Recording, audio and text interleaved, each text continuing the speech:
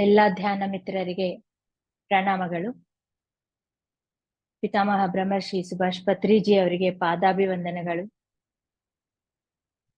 ವಿಶ್ವ ಗುರುಮಂಡಲಿ, ಸಪ್ತ ಋಷಿ ಮಂಡಲಿ, ಶಂಬಲಾ ಮಾಸ್ಟರ್ಸ್ಗೆ ಮತ್ತು ವಿಶ್ವದಲ್ಲಿರುವ ಎಲ್ಲಾ ಸೂಕ್ಷ್ಮ ಸ್ಥೂಲ ರೂಪಗಳಲ್ಲಿ ಇರುವ ಮಾಸ್ಟರ್ಸ್ಗೆ, ಗುರುಗಳಿಗೆ ಜ್ಞಾನವನ್ನು ತಿಳಿಸ್ತಾ ಇರುವ ಎಲ್ಲಾ ಮಹಾತ್ಮರಿಗೆ ನನ್ನ ವಂದನೆಗಳು. ನನಗೆ ಜನ್ಮ ಕೊಟ್ಟಿರುವ ತಂದೆ ತಾಯಿಗೂ ನನ್ನ ಪಾದಾಭಿವಂದನೆಗಳು. ಆತ್ಮಾಯಣದ ಪ್ರಯಾಣದಲ್ಲಿ ಈ ಒಂದು ಇನ್ನ ಕೇವಲ 2 ದಿನ ನಾವು ಇನ್ನ ಪ್ರಯಾಣ ಮಾಡೋದ್ ಇದೆ. ಅದರಲ್ಲಿ ಎಷ್ಟೋ ಇನ್ನೂ ಜ್ಞಾನವನ್ನು, ಆಳವಾದ ಜ್ಞಾನ ಈ 2 ದಿನದಲ್ಲಿ ನಾವು ತಿಳಿತಾ ಇದೀವಿ. ಈ ದಿನ ಮಾತ್ರ ಬಹಳ ಕೇರ್ಫುಲ್ ಆಗಿ ನಮ್ಮ ಲಕ್ಷ್ಯವೆಲ್ಲ ಕೊಟ್ಟು ಈ ಜ್ಞಾನವನ್ನು ಕೇಳ್ಬೇಕು ಮಾಸ್ಟರ್ಸ್. ಯಾಕಂದ್ರೆ ಒಂದೊಂದು ತಲ ಚೇಂಜ್ ಆಗ್ತಾ ಆಗ್ತಾ ನಾವು ಯಾವತ್ತು ಕೇಳಲಾರ್ದ ಜ್ಞಾನ ಅನ್ನೋದು ನಮ್ಗೆ ತಿಳಿತಾ ಇದೆಯಲ್ಲ, ಸ್ವಲ್ಪ ಕನ್ಫ್ಯೂಷನ್ ಆಗ್ಬೋದು. ಆದ್ರೆ ಯಾರಿಗೆ ಜ್ಞಾನ ತಿಳ್ಕೋಬೇಕು ಅಂತ ಇಷ್ಟ ಇರುತ್ತೋ ಇದು ಮಾತ್ರ ಅದ್ಭುತವಾಗಿದೆ. ಸೊ ನಿನ್ನೆವರೆಗೆ ನಾವು ಸೂಕ್ಷ್ಮ ತಲದ ಬಗ್ಗೆ, ಭೌತಿಕ ತಲ ಆಯ್ತು, ಸೂಕ್ಷ್ಮ ಪ್ರಪಂಚದ ಬಗ್ಗೆನೆ ಈ ಕೆಲವು ದಿನವೆಲ್ಲ ಮಾತಾಡ್ಕೊಂಡು ಅದರಲ್ಲೇ ಎಕ್ಸ್ಪೀರಿಯನ್ಸ್ ಹೊಂದಿದ್ದು ಕೂಡ ಪ್ರಾಕ್ಟಿಕಲ್ ಆಗಿ ಅವ್ರು ಏನ್ ಮಾಡಿ ತೋರ್ಸಿದಾರ ಅದೆಲ್ಲ ನಾವು ತಿಳ್ಕೊಂತ ಬಂದಿದ್ವಿ. ಆದ್ರೆ ಈ ದಿನ ನಾವು ಇನ್ನ ಅದನ್ನ ಮೀರಿ ಮನೋಮಯ ತಲಕ್ಕೆ ಹೋಗ್ತೀವಿ. ಅಲ್ಲಿ ಹೇಗಿರುತ್ತೆ, ಅಲ್ಲಿ ಏನೇನ್ ಮಾಡ್ತಾರೆ, ಅಲ್ಲಿಗೆ ಸೇರಿದವರು ಅಂತ ಇವತ್ತು ತಿಳ್ಕೊಂತೀವಿ. ಒಂದು ರಫ್ ಐಡಿಯಾಗೋಸ್ಕರ ಕನ್ಫ್ಯೂಷನ್ ಇರ್ಲಾರ್ದೆ ಒಂದು ತೋರಿಸ್ತಾ ಇದ್ದೀನಿ. ನಿಮ್ಗೆ ಇವಾಗ ಅರ್ಥ ಆಗ್ಬಿಟ್ಟಿದೆ ಇದು, ಬಟ್ ಇನ್ನೊಂದ್ಸಾರಿ ತೋರಿಸ್ತಾ ಇದ್ದೀನಿ. ಲಕ್ಷ್ಮಿ, ಬ್ಲರ್ ఉందా? విజన్ బ్లర్ ఉందా? కెమెరా కరెక్ట్ ఉందా? పేపర్ లో ఉండేదేం ఓకే సరే సరే మాస్టర్స్, ಇದು ಫಿಸಿಕಲ್ ಪ್ಲೇನ್, ಇದು ಟೋಟಲ್ ಇದು 3 ಪ್ಲೇನ್ಸ್ ಅನ್ಕೊಂಡಿದ್ರೆ ಇದೆಲ್ಲ ಫಿಸಿಕಲ್ ಪ್ಲೇನ್, ಇದೆಲ್ಲ ಭೌತಿಕ ತಲ ಕೆಳಗಡೆ. ಇದೆಲ್ಲ ಸೂಕ್ಷ್ಮ ಪ್ರಪಂಚ, ಇಲ್ಲಿಂದ ಇಲ್ಲಿಗೆ ಸೂಕ್ಷ್ಮ ಪ್ರಪಂಚ. ಇದರಲ್ಲಿ ಮತ್ತೆ 1 2 3 4 5 6 7 ತಲದ ಬಗ್ಗೆ ನಾವು ತಿಳ್ಕೊಂಡಿದ್ವಿ. ಈ ಸಪ್ತ ಭೂಮಿಕೆಗಳು, ಇವೆಲ್ಲ ಸಪ್ತ ಭೂಮಿಕೆಗಳು ಅಂದ್ರೆ ಆಸ್ಟ್ರಲ್ ಪ್ಲೇನ್. ಇದು ಸೂಕ್ಷ್ಮ ತಲ, ಭೌತಿಕ ತಲ, ಸೂಕ್ಷ್ಮ ತಲ. ಈ 7 ತಲನ್ನು ದಾಟಿದ ಮೇಲೆ ಯಾವಾಗ ಇಲ್ಲೆಲ್ಲ ಕಲಿಕೆ ಅನ್ನೋದು ಕಂಪ್ಲೀಟ್ ಆಗುತ್ತೋ, ಇವಾಗ ಫಸ್ಟ್ ಭೌತಿಕ ತಲದಲ್ಲಿ ಭೌತಿಕ ಶರೀರವನ್ನು ಬಿಟ್ಬಿಡ್ತೀವಿ, ಅದು ಮೊದಲನೇ ಮರಣದ ಆಗಿದ ನಂತರ ಮತ್ತೆ ಸೂಕ್ಷ್ಮ ತಲಕ್ಕೆ ಸೇರ್ಕೊಂತೀವಿ. ಅಲ್ಲಿ ನಮ್ ಪ್ರಯಾಣ ಸಾಗುತ್ತೆ ಈ 7 ತಲಗಳಲ್ಲಿ.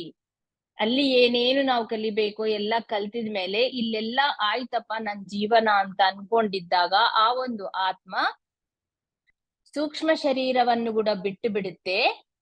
ಅದು ಬಿಟ್ಟು ಮತ್ತೆ ಅದನ್ನೇ 2ನೇ ಮರಣ ಅಂತ ನಾವು ಕರಿತೀವಿ.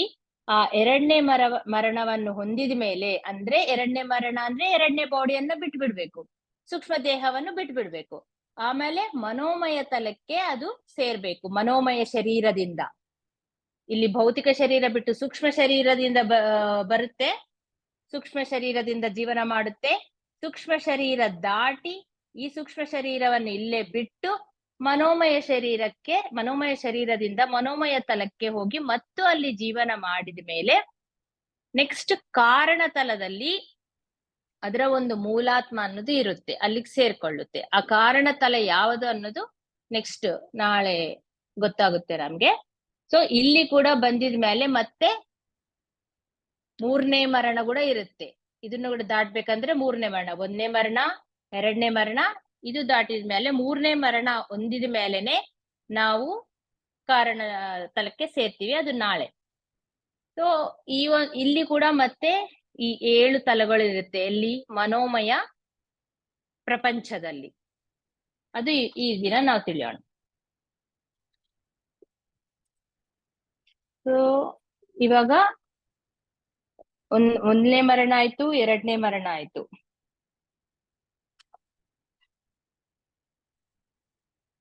ಸೊ ಎಲ್ಲರೂ ಕಂಪಲ್ಸರಿ ಈ ಒಂದು ಆಸ್ಟ್ರಲ್ ಪ್ರಪಂಚವನ್ನು ಕೂಡ ದಾಟಿ ಆಸ್ಟ್ರಲ್ ಶರೀರವನ್ನು ಬಿಡುಗಡೆ ಮಾಡಿ ಮತ್ತೆ ಮನೋಮಯ ತಲಕ್ಕೆ ಸೇರ್ತಾರೆ. ಯಾವತ್ತೋ ಒಂದಿನ ಸೇರ್ತಾರೆ. ಅದು ಹೆಂಗಿರುತ್ತೆ ಅಲ್ಲಿ ಆದ್ರೆ ಈ ಒಂದು ಆಸ್ಟ್ರಲ್ ತಲದಲ್ಲಿ ಎಷ್ಟು ಕಾಲ ಇರ್ಬೇಕು, ಮನೋಮಯ ತಲದಲ್ಲಿ ಎಷ್ಟು ಕಾಲ ಇರ್ಬೇಕು ಅನ್ನೋದು ಮಾತ್ರ ಆ ಒಂದು ವ್ಯಕ್ತಿಯ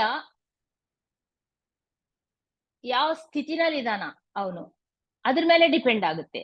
ಅವನು ಯಾವ ದಶದಲ್ಲಿದ್ದಾನ. ದಶ ಅಂತಂದ್ರೆ ಇಲ್ಲೇನು ಅಂತಂದ್ರೆ, ಒಬ್ಬ ವ್ಯಕ್ತಿ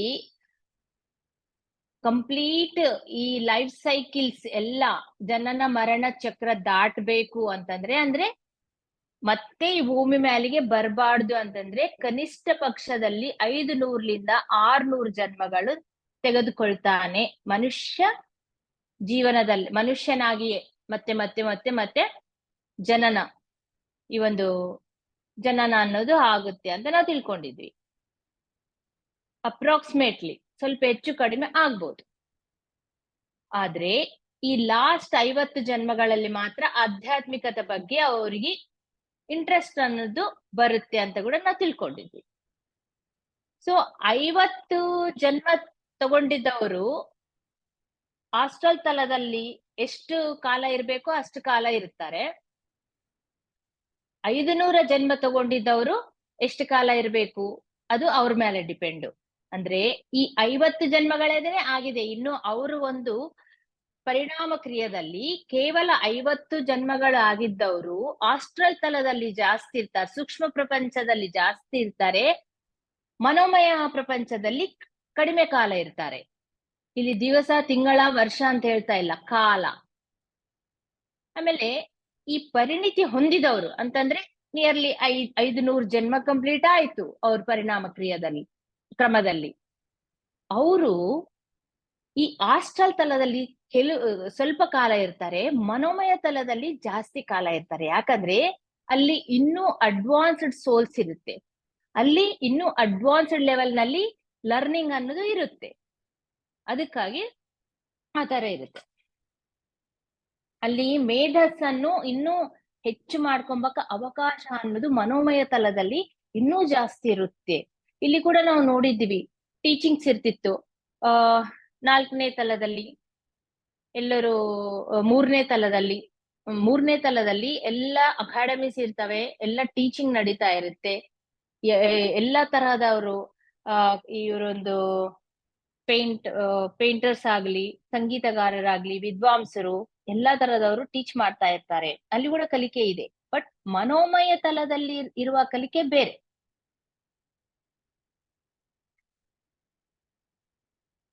ಮತ್ತೆ ಕಾರಣ ಲೋಕಕ್ಕೊಂದ್ಸಾರಿ ಹೋಗಿದ ಮೇಲೆ, ಕಾರಣ ಲೋಕಕ್ಕೆ ಹೋಗಿದ್ದೆ ಈ 3ನೇ ಮರಣ ಕೂಡ ಆಗಿದ್ಮೇಲೆ ಕಾರಣ ಲೋಕಕ್ಕೆ ಹೋಗಿದೆ ಅಂತಂದ್ರೆ ಮತ್ತೆ ಪೂರ್ತಿ ಮೇಲೆ ಹೋಗ್ಬಿಟ್ಟಿದೆ. ಈ ಒಂದು ತಲ ಕೂಡ ದಾಟಿ ಮನೋಮಯ ತಲ ಪ್ಲೇನ್ ಕೂಡ ದಾಟಿ ಹೋಗ್ಬಿಟ್ಟಿದೆ ಅಂದ್ರೆ ಮತ್ತೆ ಆ ಆತ್ಮ ಏನ್ ಮಾಡ್ಬೇಕು, ಇನ್ನ ಜನ್ಮ ಅವಾಗ ಕೂಡ ಕಂಪ್ಲೀಟ್ ಆಗಿರಂಗಿಲ್ಲ. ಮತ್ತೆ ಮಾನವ ಜನ್ಮ ತಗೋಬೇಕಂದ್ರೆ ಪ್ರತಿ ಸಾರಿ ಫಸ್ಟ್ ಮನೋಮಯ ಶರೀರವನ್ನು ತನ್ನ ಆತ್ಮಗೆ ಮೇಲೆ ರ್ಯಾಪ್ ಮಾಡ್ಕೊಳ್ಳುತ್ತೆ. ಅಂದ್ರೆ ಇನ್ನರ್ ಕ್ಲಾತ್ಸ್ ಯಾವ ತರ ಹಾಕೊಂತೀವಿ, ನೆಕ್ಸ್ಟ್ ಈ ಔಟರ್ ಕ್ಲಾತ್ಸ್ ಯಾವುದು ಸೂಕ್ಷ್ಮ ಶರೀರವನ್ನು ಧರಿಸುತ್ತೆ. ಆಮೇಲೆ ಇನ್ನ ನಾವು ಮೇಲೆ ಓವರ್ ಕೋಟ್ ಹಾಕೊಂಡಿದ್ವಿ ಅಂದ್ರೆ ಈ ಭೌತಿಕ ಶರೀರವನ್ನು ಧರಿಸಿ, ಇದೇ ಕ್ರಮದಲ್ಲಿ ಪ್ರತಿ ಜನ್ಮದಲ್ಲಿ ಈ 3 ಶರೀರಗಳನ್ನು ಮಾತ್ರ ಕಂಪಲ್ಸರಿ ತೆಗೆದುಕೊಂಡು ಬರುತ್ತೆ.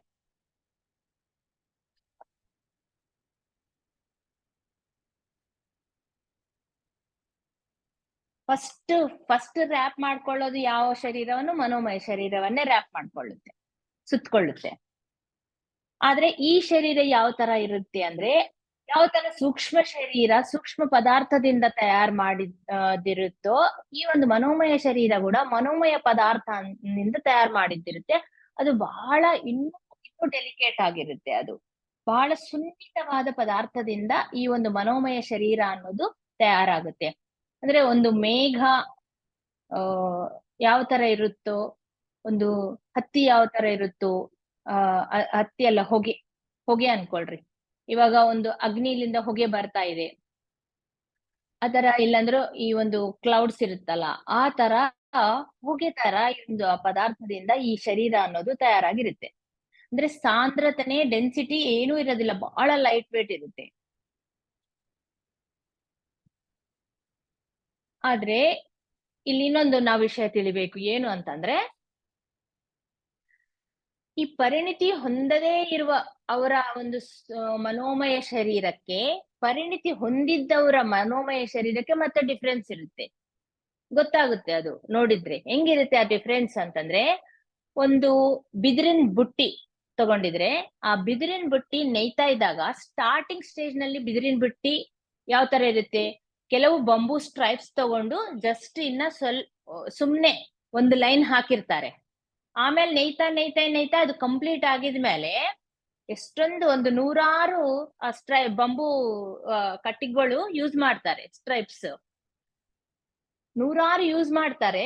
ಬಟ್ ಅದೇನಾಗುತ್ತೆ, ಆ ಒಂದು ಹೋಲ್ಸ್ ಎಲ್ಲ ಕವರ್ ಆಗ್ಬಿಡುತ್ತೆ. ಸ್ಟಾರ್ಟಿಂಗ್ ನೋಡಿದ್ರೆ ಎಲ್ಲ ಜಾಲಿ ಜಾಲಿ ಜಾಲಿ ಕಾಣಿಸುತ್ತೆ, ಪೂರ್ತಿ ಅದು ನೆಯ್ಯದ್ ಕಂಪ್ಲೀಟ್ ಆಗಿದ್ಮೇಲೆ ಆ ಬುಟ್ಟಿ ಹಂಗ್ ತರ ಪ್ಯಾಕ್ ಆಗ್ಬಿಡುತ್ತೆ. ಆದ್ರೆ ಅದ್ರಲ್ಲಿರೋವೆಲ್ಲ ಸೆಪರೇಟೇ ಇರುತ್ತೆ, ಒಂದಕ್ಕೊಂದು ಪೂರ್ತಿ ಜಾಯಿಂಟ್ ಏನ್ ಆಗಲ್ಲ, ಆದ್ರೂ ಜಾಲಿ ಕಾಣ್ಸಂಗಿಲ್ಲ, ನಮ್ಗೆ ಯಾವ್ದು ರಂಧ್ರಗಳನ್ನದು ಕಾಣ್ಸಂಗಿಲ್ಲ. ಆತರ 50 ಜನ್ಮ ತಗೊಂಡಿದ್ದವರ ಮನೋಮಯ ಶರೀರ ಈ ಸ್ಟಾರ್ಟಿಂಗ್ ಸ್ಟೇಜ್ ನಲ್ಲಿರೋ ಬುಟ್ಟಿ ತರ ಇರುತ್ತೆ, ಬಿದಿರಿನ ಬುಟ್ಟಿ. 500 ಜನ್ಮ ಕಂಪ್ಲೀಟ್ ಮಾಡಿದವ್ರ ಶರೀರ ಕಂಪ್ಲೀಟ್ ನೇಯ್ದಿದ ಬುಟ್ಟಿ ತರ ಇರುತ್ತೆ. ಅದು ಡಿಫ್ರೆನ್ಸ್ ಆಗಿ ನೋಡಿದ್ರೆ ಗೊತ್ತಾಗುತ್ತೆ. ಆದ್ರೆ ಅದ್ರಲ್ಲಿರುವ ಒಂದೊಂದು ಬಂಬೂ ಸ್ಟಿಕ್ ಇದೆಯಲ್ಲ, ಸ್ಟ್ರಿಪ್ ಇದೆಯಲ್ಲ, ಆ ಬಂಬೂ ಸ್ಟ್ರೈಪ್ ಒಂದೊಂದು ಕಲಿಕೆ ಅಂದ್ರೆ ಒಂದೊಂದು ಮಾನಸಿಕ ತಲದಲ್ಲಿ ಒಂದೊಂದು ಅಂಶದಲ್ಲಿ ಅಷ್ಟು ನಿಷ್ಣಾತನಾಗಿರ್ತಾನೆ ಅವನು.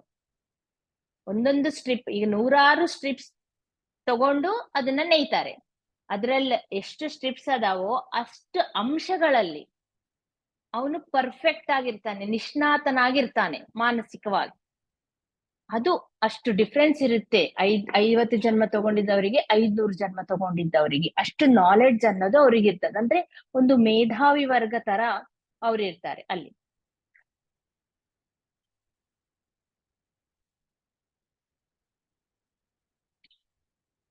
ಅಂದ್ರೆ ಅಷ್ಟು ಬೆಳವಣಿಗೆ ಮಾನಸಿಕವಾಗಿ ಅವರು ಅಷ್ಟು ಬೆಳವಣಿಗೆ ಅವ್ರದ್ದು ಆಗಿರುತ್ತೆ.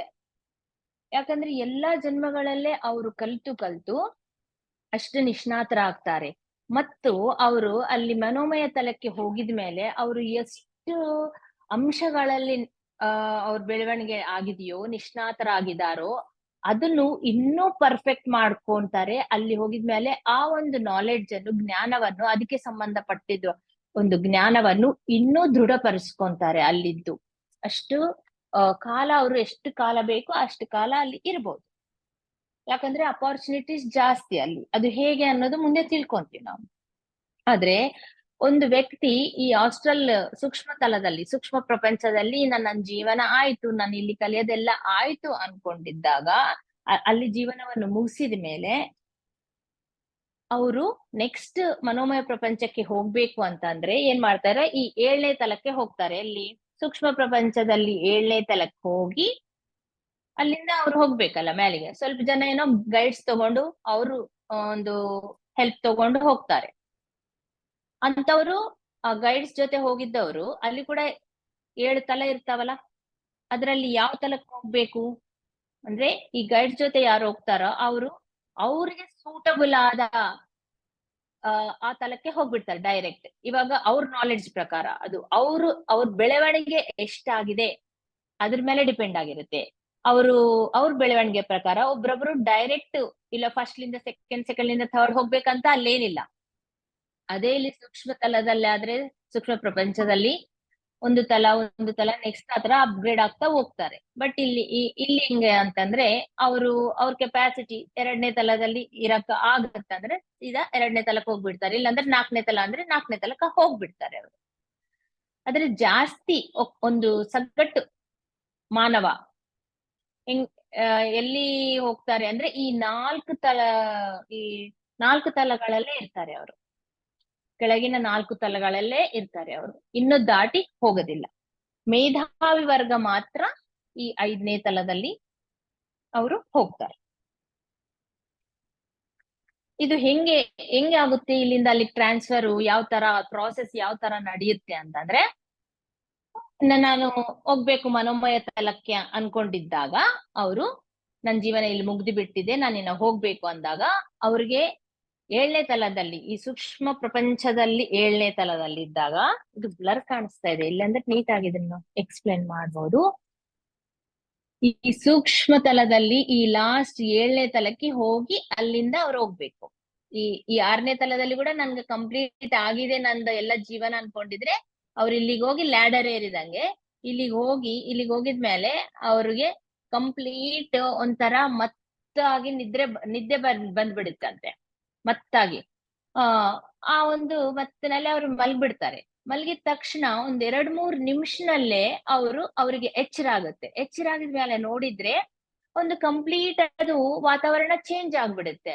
ಅಂದ್ರೆ ಅವರು ಮನೋಮಯ ತಲಕ್ಕೆ ಹೋಗ್ಬಿಡ್ತಾರೆ. ಸೂಕ್ಷ್ಮ ಶರೀರ ಅನ್ನೋದು ಬಿಡುಗಡೆ ಆಗ್ಬಿಡ್ತಿತ್ತೆ ಅಲ್ಲೇ.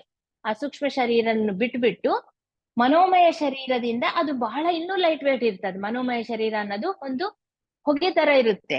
ಅದರಿಂದ ಅವರು ಅಲ್ಲಿ ಆದ್ರೆ ಅವ್ರ ಸುತ್ತ ಪರಿಸರ ಮಾತ್ರ ಚೇಂಜ್ ಆಗ್ಬಿಡುತ್ತಲ್ವಾ, ಅಷ್ಟು ಬೇಗ ಅವ್ರು ರಿಕಗ್ನೈಸ್ ಮಾಡೋದಿಲ್ಲ. ಸ್ವಲ್ಪ ದಿನ ಅವ್ರಿಗೆ ಅರ್ಥನೇ ಆಗೋದಿಲ್ಲ, ನನ್ ತಲನೇ ಚೇಂಜ್ ಆಗ್ಬಿಟ್ಟಿದೆ, ನಾನು ಈ ಶರೀರದಿಂದ ಇದ್ದೀನಿ ಅಂತ ಕೂಡ ಅರ್ಥ ಆಗೋದಿಲ್ಲ ಅಂತೆ.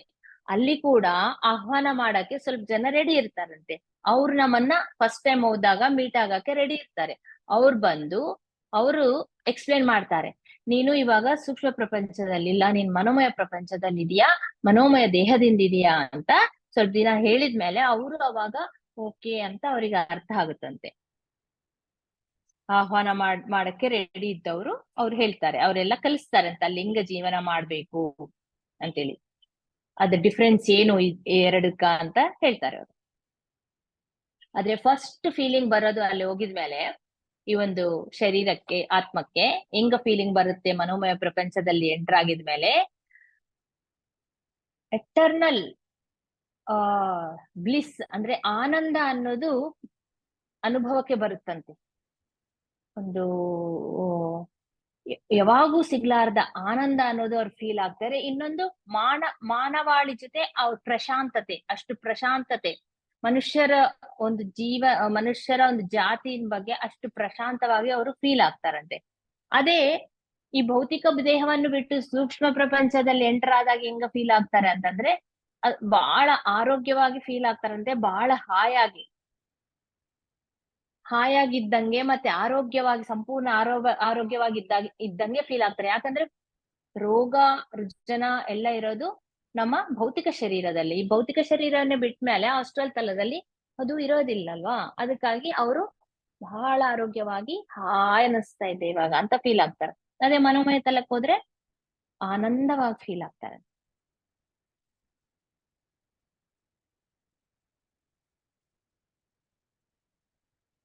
ಆದ್ರೆ ಇಲ್ಲೇ ಇದು ಯಾವ ಪ್ರಪಂಚ, ಮನೋಮಯ ಪ್ರಪಂಚ ಅಂತಂದ್ರೆ ಕಂಪ್ಲೀಟ್ ಆಲೋಚನಾ ಪ್ರಪಂಚ.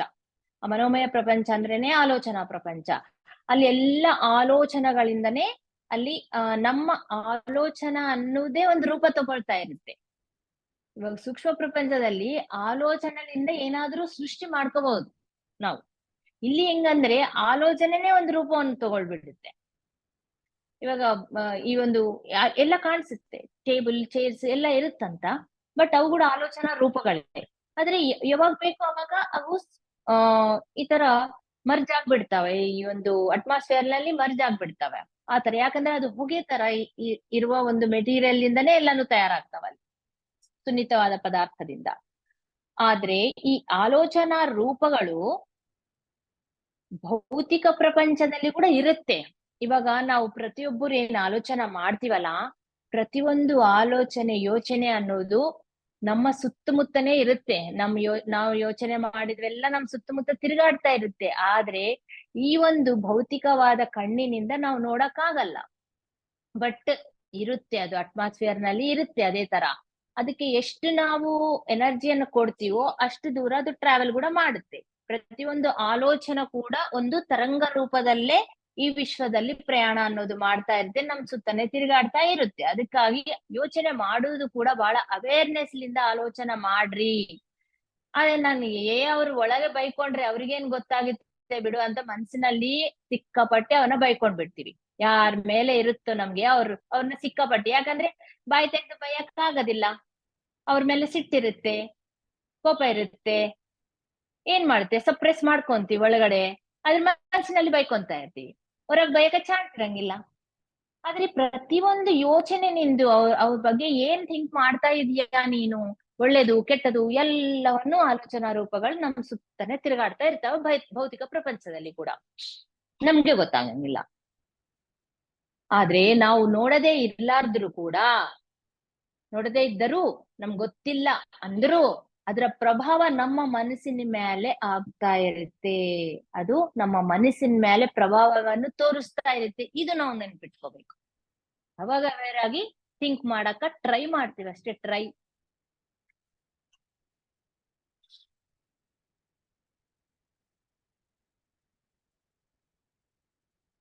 ಮನೋಮಯ ಪ್ರಪಂಚದಲ್ಲಿ, ಆ ಮನೋಮಯ ಸ್ಥಾಯಿನಲ್ಲಿ ಅಲ್ಲಿ ಇರುವ ಒಂದು ವ್ಯಕ್ತಿಯನ್ನು, ಕೆಲಸ ಮಾಡುವ ಒಂದು ವ್ಯಕ್ತಿಯನ್ನು ಯಾವ ತರ ಹೋಲಿಸಬಹುದು ಯಾವ್ದ್ರಿಂದ ಅಂದ್ರೆ, ಒಂದು ವೈರ್ಲೆಸ್ ಸೆಟ್ ದಿಂದ ಹೋಲಿಸಬಹುದಂತೆ. ಅಂದ್ರೆ ವೈರ್ಲೆಸ್ ಸೆಟ್ ಏನ್ ಮಾಡುತ್ತೆ, ಅದು ಯಾವ್ದಾದ್ರೂ ಇರ್ಲಿ ಡಿವೈಸ್, ವೈರ್ಲೆಸ್ ಏನ್ ಮಾಡುತ್ತೆ, ಒಂದ್ ರೇಡಿಯೋ ಆಗ್ಲಿ, ಒಂದ್ ಫೋನ್ ಆಗ್ಲಿ, ಪ್ರತಿಯೊಂದು, ಒಂದು ಟಿವಿ ಆಗ್ಲಿ, ಟಿವಿ ಸ್ಟೇಷನ್ಸ್ ಎಲ್ಲ ಏನ್ ಮಾಡುತ್ತೆ, ಗ್ರಹಣೆ ಪ್ರಸಾರ ಇವೆರಡು ಕೆಲಸ ಮಾಡುತ್ತೆ. ಪ್ರತಿಯೊಂದು ಡಿವೈಸ್, ಪರಿಕರ ಏನ್ ಕೆಲಸ ಮಾಡುತ್ತೆ, ಗ್ರಹಣೆ ಮಾಡೋದು, ಪ್ರಸಾರ ಮಾಡುದು. ಏನ್ ಗ್ರಹಣೆ ಮಾಡುತ್ತೆ, ಏನ್ ಪ್ರಸಾರ ಮಾಡುತ್ತೆ, ತರಂಗಗಳನ್ನೇ ಗ್ರಹಣ ಮಾಡೋದು, ಪ್ರಸಾರ ಮಾಡುದು. ಇವಾಗ ಈ ಒಂದು ಸಿಗ್ನಲ್ಸ್ ಏನಂತೀವಲ್ಲ, ಇವಾಗ ಸಿಗ್ನಲ್ಸ್, ಇವಾಗ ಇಂಟರ್ನೆಟ್ ಬರ್ತಾ ಇದೆ, ನಮ್ಗೆ ನೆಟ್ ಬರ್ತಾ ಇದೆ, ಯಾವ ತರ ಸಿಗ್ನಲ್ಸ್, ಡಾಟಾದೊಂದು ಸಿಗ್ನಲ್ ಇರುತ್ತೆ, ಮತ್ತೆ ಈ ಒಂದು ಟವರ್ ಇಂದ ಏನ್ ಸಿಗ್ನಲ್ಸ್ ಬರುತ್ತಲ್ವಾ ಒಂದು ಮೊಬೈಲ್ಗೆ, ಎಲ್ಲ ಸಿಗ್ನಲ್ಸ್ ಅದು ಇವಾಗ ನಾನ್ ಮಾತಾಡಿದ ಮಾತುಗಳು ಡೈರೆಕ್ಟ್ ಮಾತಾಗಿ ನಿಮ್ಗೆ ಕೇಳಿಸೋದಿಲ್ಲ, ನಡು ಎಷ್ಟು ಪ್ರಾಸೆಸ್ ನಡೀತಾ ಇದೆ ಅಂತ ನಿಮ್ಗೂ ಗೊತ್ತು. ಅದು ಒಂದು ತರಂಗ ರೂಪದಲ್ಲಿ, ಸಿಗ್ನಲ್ಸ್ ರೂಪದಲ್ಲಿ ಹೋಗಿ, ಆ ಸಿಗ್ನಲ್ಸ್ ಮತ್ತೆ ಡಿಕೋಡ್ ಆಗಿ ಮತ್ತೆ ಒಂದು ವರ್ಡ್ ತರ ಕನ್ವರ್ಟ್ ಆಗ್ತಾ ಇದೆ, ಇದೆಲ್ಲ ನಮ್ಗೆ ಗೊತ್ತು. ಸೊ ಅಲ್ಲಿ ಕೂಡ ಮನೋಮಯ ತಲದಲ್ಲಿ ಕೂಡ ಪ್ರತಿಯೊಂದು ವ್ಯಕ್ತಿ ಒಂದು ಪರಿಕರ ತರ, ಡಿವೈಸ್ ತರ ಕೆಲಸ ಮಾಡ್ತಾ ಇರ್ತಾನೆ. ಅಂದ್ರೆ ಒಂದು ಈ ಯೋಚನೆಗಳನ್ನು ಗ್ರಹಿಸ್ತಾ ಇರ್ತಾನೆ, ಮತ್ತೆ ಪ್ರಸಾರ ಮಾಡ್ತಾ ಇರ್ತಾನೆ. ಅದು ಎದ್ರ ಮೇಲೆ ಡಿಪೆಂಡು ಅಂತಂದ್ರೆ, ಮತ್ತೆ ಅದು ಕೂಡ ಅವರು ಎಷ್ಟು ಪರಿಣಿತಿ ಹೊಂದಿದಾರ ಅಷ್ಟು ಆ ಲೆವೆಲ್ ನಲ್ಲಿ ಇರುವ, ಆ ಫ್ರೀಕ್ವೆನ್ಸಿನಲ್ಲಿ ಇರುವ ಆ ತರಂಗಗಳನ್ನೇ ಅವರು ಸ್ವೀಕಾರ ಮಾಡ್ತಾ ಗ್ರಹಣ ಮಾಡಕ್ಕೆ ಸಾಧ್ಯ ಆಗುತ್ತೆ. ಅದು ಹೇಗೆ ಅಂತಂದ್ರೆ, ಅವನ್ ಪರಿಣಿತಿ, ಇವಾಗ ಪ್ರತಿಯೊಬ್ಬರು ಆಲೋಚನೆಗಳನ್ನು ಬಿಡ್ತಾ ಇರ್ತಾರೆ ಅಂತ ಅಂದ್ಕೊಳ್ರಿ. ಇವಾಗ ನಾನೊಂದು ಯೋಚನೆಯನ್ನು ಬಿಟ್ಟಿದ್ದೀನಿ, ನಾನೊಂದು ಟಾಪಿಕ್ ಮೇಲೆ, ಒಂದು ಅಂಶದ ಮೇಲೆ ನನ್ಗಿದ್ದಿದ್ದ ಒಂದು ನಾಲೆಡ್ಜ್ ಅನ್ನು ನಾನು ಒಂದು ಆಲೋಚನಾ ರೂಪದಲ್ಲಿ ಪ್ರಸಾರ ಮಾಡ್ತಾ ಇದ್ದೀನಿ ಅಂತ ಅನ್ಕೊಳ್ರಿ. ಎಲ್ಲಿ, ಮನೋಮಯ ಪ್ರಪಂಚದಲ್ಲಿ. ಅಲ್ಲಿ ಇರುವ ಇನ್ನೊಬ್ಬ ವ್ಯಕ್ತಿ ಈ ಒಂದು ತರಂಗಗಳನ್ನು, ಅಲ್ಲಿ ಮಾತಿರಂಗಿಲ್ಲ, ಏನಿರಂಗಿಲ್ಲ, ಕೇವಲ ಯೋಚನೆಗಳು, ಆ ತರಂಗಗಳಷ್ಟೇ. ಆ ಒಂದು ಸಿಗ್ನಲ್ಸ್ ಅನ್ನು, ಆ ಒಂದು ತರಂಗಗಳನ್ನು ಅದೇ ಸೇಮ್ ಫ್ರೀಕ್ವೆನ್ಸಿ, ಆ ಕೆಪಾಸಿಟಿ ಇರುವ ಮನುಷ್ಯ ಅದನ್ನ ಗ್ರಹಣೆ ಮಾಡ್ತಾನೆ. ಆದ್ರೆ ಯಾರಾದರೂ ಗ್ರಹಣೆ ಮಾಡ್ಬೋದು, ಅವ್ರ ಕೆಪಾಸಿಟಿ ಎಷ್ಟಿರುತ್ತೆ ಅದು ಗ್ರಹಣೆ ಮಾಡ್ತಾರೆ. ಇವಾಗ ನಾವು ಕೇಬಲ್ ಟಿವಿನಲ್ಲಿ ಚಾನಲ್ಸ್ ಅನ್ನು ನಾವು ಪೇ ಮಾಡಿ ತಗೊಂತೀವಿ. ಯಾವ ಚಾನಲ್ ಬೇಕು ಅದಕ್ಕಷ್ಟೇ ನಾವು ಪೇ ಮಾಡಿ ಸೆಲೆಕ್ಟ್ ಮಾಡಿ, ಅದನ್ನ ನಾವು ಯಾವ ಪೇ ಮಾಡ್ತೀವೋ ಅವಷ್ಟೇ ನಮ್ಗೆ ಬರುತ್ತೆ ಚಾನಲ್ಸ್, ಬೇರೆವೆಲ್ಲ ಬರೋದಿಲ್ಲ ಚಾನಲ್ಸ್. ಅಂದ್ರೆ ಗಾಳಿನಲ್ಲಿ ಅದಕ್ಕೆ ತಕ್ಕ ಆ ಸಿಗ್ನಲ್ಸ್ ಆ ಚಾನಲ್ಗೆ ಇರಂಗಿಲ್ಲ ಅಂತ ಅರ್ಥ. ಇವಾಗ ನೆಟ್ಫ್ಲಿಕ್ಸ್ ತಗೊಂಡಿದ್ವಿ, ಸ್ಟಾರ್ ತಗೊಂಡಿಲ್ಲ ಅಂತ ಅನ್ಕೊಳ್ರಿ. ಇವಾಗ ನೆಟ್ಫ್ಲಿಕ್ಸ್ ಬರುತ್ತೆ, ನಮ್ಗೆ ಸ್ಟಾರ್ ಚಾನಲ್ದು ಬರ್ತಾ ಇಲ್ಲ ಅಂದ್ರೆ ಅಲ್ಲಿ ಗಾಳಿನಲ್ಲಿ ಇಲ್ಲ ಅಂತ ಅರ್ಥನ. ಒಂದು ಪಾಸ್ವರ್ಡ್ ನಾವು ಇದು ಮಾಡಿದ್ರೆ, ಫೀಡ್ ಮಾಡಿದ್ರೆ ಅವು ಕೂಡ ಬಂದ್ಬಿಡುತ್ತೆ. ಅಂದ್ರೆ ಎಲ್ಲಾ ಕಡೆ ಎಲ್ಲಾ ಸಿಗ್ನಲ್ಸ್ ಇರುತ್ತೆ, ಬಟ್ ನಾವು ಏನ್ ಪೇ ಮಾಡಿದ್ವಿ ಅಷ್ಟೇ ನಮ್ಗ ಬರುತ್ತೆ. ಸೇಮ್ ಅದೇ ತರ ಮೇಲೆ ಕೂಡ ಯಾರಿಗೆ ಆ ಕೆಪಾಸಿಟಿ, ಆ ಒಂದು ಅಂಶಕ್ಕೆ ತಕ್ಕಂತ ಒಂದು ನಾಲೆಡ್ಜ್ ಇದೆನೋ ಅವರಿಗೆ ಮಾತ್ರ ಆ ಒಂದು ಗ್ರಹಣೆ ಅನ್ನೋದು ಮಾಡ್ತಾ ಇರ್ತಾರೆ. ಅದಕ್ಕೆ ಸಂಬಂಧಪಟ್ಟಿದ ನಾಲೆಡ್ಜೇ ಇಲ್ಲ ಅಂತಂದ್ರೆ ಅದು ಅವ್ರ ರಿಸೀವ್ ಮಾಡೋದಿಲ್ಲ. ನಿಮ್ಗೆ ಇದು ಇನ್ನು ಪೂರ್ತಿ ಮುಂದೆ ಅರ್ಥ ಆಗುತ್ತೆ. ಇವಾಗ ನನ್ ಮೇಲೆ ಹೋಗಿದ್ಮೇಲೆ ನನ್ಗೆ ಸೈನ್ಸ್ ಅಂಡ್ ಮ್ಯಾಥ್ಸ್ ಬಗ್ಗೆ ನಾನು ಯಾವಾಗೂ ಕೆಳಗೆ ನಾನು ಕಲ್ತಿಲ್ಲ. ಮ್ಯಾಥ್ಸ್ ಅಂದ್ರೆ ನನ್ಗೆ ಗೊತ್ತಿಲ್ಲ. 2+2 4 ಅಂದ್ರೆ ಕೂಡ ನನ್ಗೆ ಗೊತ್ತಿಲ್ಲ ಅಂತ ಅನ್ಕೊಳ್ರಿ. ನನ್ಗೇನು ಗೊತ್ತಿಲ್ಲ, ಮ್ಯಾಥ್ಸ್ ಅಂದ್ರೆ ಟಚ್ ಇಲ್ಲ. ಆದ್ರೆ ಆ ಮನೋಮಯ ಪ್ರಪಂಚದಲ್ಲಿ ಹೋಗಿದ್ಮೇಲೆ ಒಂದು ಮ್ಯಾಥಮೆಟಿಷಿಯನ್, ಅದರಲ್ಲಿ ಪರಿಣಿತಿ ಹೊಂದಿದವ ನಿಷ್ಣಾತ, ತಾನು ಬೇರೆ ಬೇರೆ ಫಾರ್ಮುಲಾಸ್ ಆಗ್ಲಿ ಏನೋ ಒಂದು ತನ್ನ ಆಲೋಚನಾ ರೂಪದಲ್ಲಿ ಅಲ್ಲಿ ಬಿಡ್ತಾ ಇರ್ತಾನೆ. ತನಗ್ ಬಂದಿದ್ವೆಲ್ಲ ಬಿಡ್ತಾ ಆಲೋಚನಾ ರೂಪದಲ್ಲಿ ಪ್ರಸರಣೆ ಮಾಡ್ತಾ ಇರ್ತಾನೆ. ಆದ್ರೆ ಈ ವ್ಯಕ್ತಿ ನಾನೇನಿದ್ದೀನಲ್ಲ, ನನ್ಗೆ ಮ್ಯಾಥ್ಸ್ ಬರೋದಿಲ್ಲ, ಅದು ಗ್ರಹಣ ಮಾಡೋ ಕೆಪಾಸಿಟಿ ನನಗೆ ಇರಂಗಿಲ್ಲ. ಅಲ್ಲಿ ಅದು ಗ್ರಹಣೆ ಆಗೋದಿಲ್ಲ. ಸುತ್ತ ತಿರುಗಾಡಿದ್ರು ಸಹ ಅದು ರಿಸೀವ್ ಆಗೋದಿಲ್ಲ ನನಗೆ ಇವಾಗ ಬೇರೆ ಅಂಶ ಗೊತ್ತು. ಓಕೆ, ನನ್ಗೆ ಇವಾಗ ಮ್ಯೂಸಿಕ್ ಗೊತ್ತಪ್ಪ, ನನ್ಗೆ ಹಿಂದೂಸ್ತಾನಿ ಮ್ಯೂಸಿಕ್ ಗೊತ್ತು, ಇಲ್ಲಾಂದ್ರೆ ಕರ್ನಾಟಕ ಮ್ಯೂಸಿಕ್ ಗೊತ್ತು. ಮ್ಯೂಸಿಕ್ ಬಗ್ಗೆ ಸ್ವಲ್ಪ ನಾಲೆಡ್ಜ್ ಇದೆ ನನ್ಗ, ಸ್ವರಗಳು ಗೊತ್ತು, ಇಲ್ಲಾಂದ್ರೆ ಅಲಂಕಾರ ಗೊತ್ತು, ಅವು ಗೊತ್ತು ಅಂತ ಅನ್ಕೊಳ್ರಿ ನನಗೆ. ಆದ್ರೆ ಅಲ್ಲಿ ಎಲ್ಲಾ ತರದ ಅವ್ರು ಇರ್ತಾರ. ಅಲ್ಲಿ ಅವರೊಂದು ಮ್ಯೂಸಿಕ್ ಅನ್ನ ಅವರು ಇನ್ನೂ ನಿಷ್ಣಾತರ, ಇನ್ನ ಬೇರೆ ಬೇರೆ ಟ್ಯೂನ್ಸ್, ಬೇರೆ ಬೇರೆ ರಾಗಗಳು ಅವರು ತಮ್ಮ ಆಲೋಚನಾ ರೂಪದಲ್ಲಿ ಬಿಡ್ತಾ ಇದ್ದಾರೆ ಅನ್ಕೊಳ್ರಿ. ಅವಾಗ ನನ್ಗೆ ಎಷ್ಟು ನಾಲೆಡ್ಜ್ ಇದೆ ಆದ್ರೂ ಆ ನೆಕ್ಸ್ಟ್ ನಾನು ಏನ್ ಕಲಿಬೇಕು ಅನ್ಕೊಂತೀನಲ್ಲ ಅದನ್ನೆಲ್ಲ ನಾನು ಸ್ವೀಕಾರ ಮಾಡ್ಬೋದು, ಗ್ರಹಿಸ್ಬೋದು. ಯಾಕಂದ್ರೆ ಅದು ನಾಲೆಡ್ಜ್ ನಂಗೆ ಸ್ವಲ್ಪ ಇದೆ, ನಾನು ಇನ್ನು ಅದರಲ್ಲಿ ಪರಿಣಿತಿ ಹೊಂದಬೇಕು ಅನ್ಕೊಂಡಿದ್ದಾಗ ಆ ಎಲ್ಲ ಅದಕ್ಕೆ ಸಂಬಂಧಪಟ್ಟಿದ್ದ ಸಿಗ್ನಲ್ಸ್ ಆಗ್ಲಿ, ಒಂದು ತರಂಗಗಳಾಗ್ಲಿ, ಆ ಫ್ರೀಕ್ವೆನ್ಸಿನಲ್ಲಿರುವ ಎಲ್ಲವನ್ನು ನಾನು ಗ್ರಹಿಸ್ತಾ ಇರ್ತೀನಿ. ಅವಾಗ ಅದು ನಮ್ಮ ಇಷ್ಟ, ನಮ್ಮ ಕೆಪಾಸಿಟಿ ಮೇಲೆ ಡಿಪೆಂಡ್ ಆಗಿರುತ್ತೆ. ನಮ್ಮ ಅವಗಾಹನ ಸ್ಥಾಯಿಗೆ ಅತೀತವಾದ ಯೋಚನೆಗಳು ನಮ್ಮ ಮನಸ್ಸಿನಲ್ಲಿ ಅವು ಮುದ್ರಿಸಂಗಿಲ್ಲ, ಎಂಟರ್ ಆಗೋದಿಲ್ಲ. ನಮ್ಮ ಅವಗಾಹನ ಸ್ಥಾಯಿ ಎಷ್ಟಿದೆನೋ ಅದಕ್ಕೆ ತಕ್ಕಂತವು ನಾವು ರಿಸೀವ್ ಮಾಡ್ಕೋಬಹುದು ಅಲ್ಲಿ.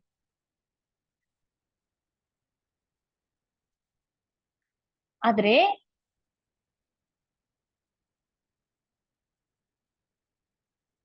ಯಾರು ಆಸ್ಟ್ರಲ್ ತಲದಲ್ಲಿ, ನಾವು ಇದಕ್ಕಿಂತ ಮುಂಚೆ ನೋಡಿದ್ವಿ, ಆಸ್ಟ್ರಲ್ ತಲದಲ್ಲಿ ಎಷ್ಟೋ ಜನ ಶಿಕ್ಷಕರು ಇರ್ತಿದ್ರು.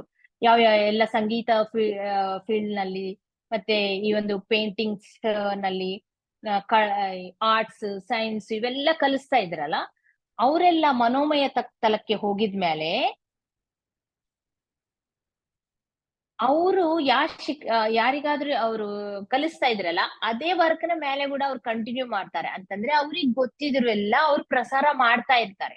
ಯಾರಾದ್ರೂ ಕಲೀರಿ ಇದನ್ನ ತಗೊಂಡು ಅಂತೇಳಿ ಅದನ್ನು ಪ್ರಸಾರ ಮಾಡ್ತಾನೆ ಇರ್ತಾರ ಅವರು. ಯಾವ ತರ ಇಲ್ಲಿ 2 ತರ ಪ್ರಸಂಗಗಳನ್ನೋದು ನಡೆಯುತ್ತೆ. ಪ್ರಸಂಗಗಳು ಅಂದ್ರೆ ಭೂಲೋಕದ ಮೇಲೆ ಪ್ರಸಂಗ ಅಂದ್ರೆ ಗೊತ್ತಲ್ವಾ? ಆ ಪ್ರಸಂಗ ಯಾವ ತರ ನಡೆಯುತ್ತೆ, ಒಂದೊಂದ್ ತಾಸು ಪ್ರಸಂಗಗಳು ನಡೆಯುತ್ತಲ್ಲ ಸ್ಟೇಜ್ ಮೇಲೆ. ಈ ಪೊಲಿಟಿಷಿಯನ್ಸ್ ಅವರು ಪ್ರೋಗ್ರಾಮ್ ಮಾಡಿದ್ರೆ ಕೂಡ ಪ್ರಸಂಗಗಳು ನಡೆಯುತ್ತೆ. ನಮ್ಗೆ ಬೋರ್ ಆಗ್ಬಿಟ್ಟು ನಾವ್ ಈ ತರ ಮಕ್ಕೊಂಡ್ ಬಿಡ್ತೀವಿ. ಈ ಪ್ರಸಂಗಗಳು ನಮ್ಗೆ ಈ ಮಾತಿನ ಮಾಧ್ಯಮದಿಂದ ಇಲ್ಲಿ ಭೂಲೋಕದಲ್ಲಿ ನಡೆಯುತ್ತಲ್ಲ, ಆ ಮನೋಮಯ ತಲದಲ್ಲಿ ಪ್ರಸಂಗಗಳು ನಡೆಯುತ್ತೆ.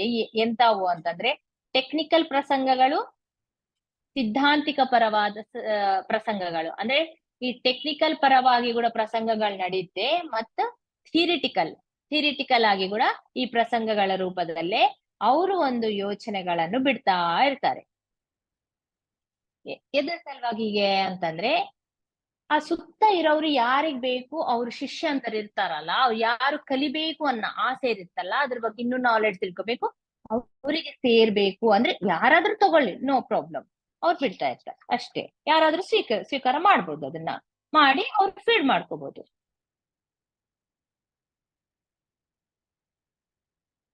ಯಾವ್ದು ನಂಗೆ ಗೊತ್ತಿಲ್ಲ, ಅದು ನಾನು ಗ್ರಹಣನೂ ಮಾಡೋದಿಲ್ಲ, ಅದಕ್ಕೆ ಪ್ರತಿಸ್ಪಂದಿಸೋದು ಇಲ್ಲ. ಎರಡೂ ಇಲ್ಲ. ಈ ಕೆಮಿಸ್ಟ್ರಿ ನಂಗೆ ಗೊತ್ತಿಲ್ಲ, ಮ್ಯಾಥ್ಸ್ ನಂಗೆ ಗೊತ್ತಿಲ್ಲ, ಅವು ಅದು ನಾನು ಸ್ವೀಕರಿಸಂಗಿಲ್ಲ, ಅದ್ರ ಎಫೆಕ್ಟ್ ನನ್ನ ಮೇಲೆ ಇರಂಗಿಲ್ಲ, ಪ್ರತಿಸ್ಪಂದನೆ ಇರಂಗಿಲ್ಲ, ಗ್ರಹಿಸುವುದು ಇರೋದಿಲ್ಲ. ಆದ್ರೆ ಈ ಒಂದು ಪ್ಲೇನ್, ಈ ಮನೋಮಯ ತಲ ಏನಿದೆ ಅಲ್ಲ, ಮಾನಸಿಕವಾದ ತಲ, ಇದು ಮೇಧಾವರಿಗೆ ಬಹಳ ಇಂಟ್ರೆಸ್ಟಿಂಗ್ ಆಗಿರುತ್ತೆ. ಬಹಳ ಆಸಕ್ತಿಕರವಾಗಿ ಜೀವನ ಮಾಡೋದು ಅಲ್ಲಿ ಯಾರು ಅಂದ್ರೆ ಮೇಧಾವಿ ವರ್ಗ.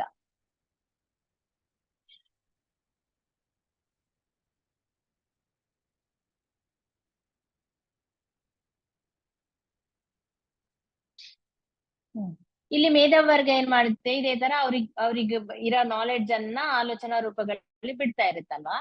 ಈಗ ಬೇರೆ ಅವರು ಇವಾಗ ಕಲಿಬೇಕು ಅಂತ ಆಸೆ ಇದ್ದವರು ಅದನ್ನ ಗ್ರಹಣ ಮಾಡಿದ್ದಾಗ ಯಾವ ತರ ಅವ್ರಿಗೆ ಫೀಲಿಂಗ್ ಬರುತ್ತೆ ಅಂತಂದ್ರೆ, ಆ ಒಂದು ಪರ್ಟಿಕ್ಯುಲರ್ ಪರ್ಸನ್ ಅಂದ್ರೆ ಆ ಮೇಧಾವಿಯನ್ನ ಭೇಟಿಯಾಗಿ ಮಾತಾಡಿದಷ್ಟು ಎದುರಿಗೆ ಇದ್ದು ಕಲ್ತಷ್ಟು ಎಕ್ಸ್ಪೀರಿಯನ್ಸ್ ಅವ್ರಿಗೆ ಬರುತ್ತಂತೆ, ಅಷ್ಟು ಫಲಿತ ಅನ್ನೋದು ಅವ್ರಿಗೆ ಬರುತ್ತೆ. ಈ ಪರಿಮಿತವಾದ ಮೆದುಳು ಅನ್ನೋದು ಅಲ್ಲಿ ಅದ್ರ ಆಟಂಕ ಇರೋದಿಲ್ಲ, ಅದು ಇಂಟರ್ಫಿಯರ್ ಆಗೋದಿಲ್ಲ, ಅದೇನು ಅಡ್ಡಿ ಆಗೋದಿಲ್ಲ.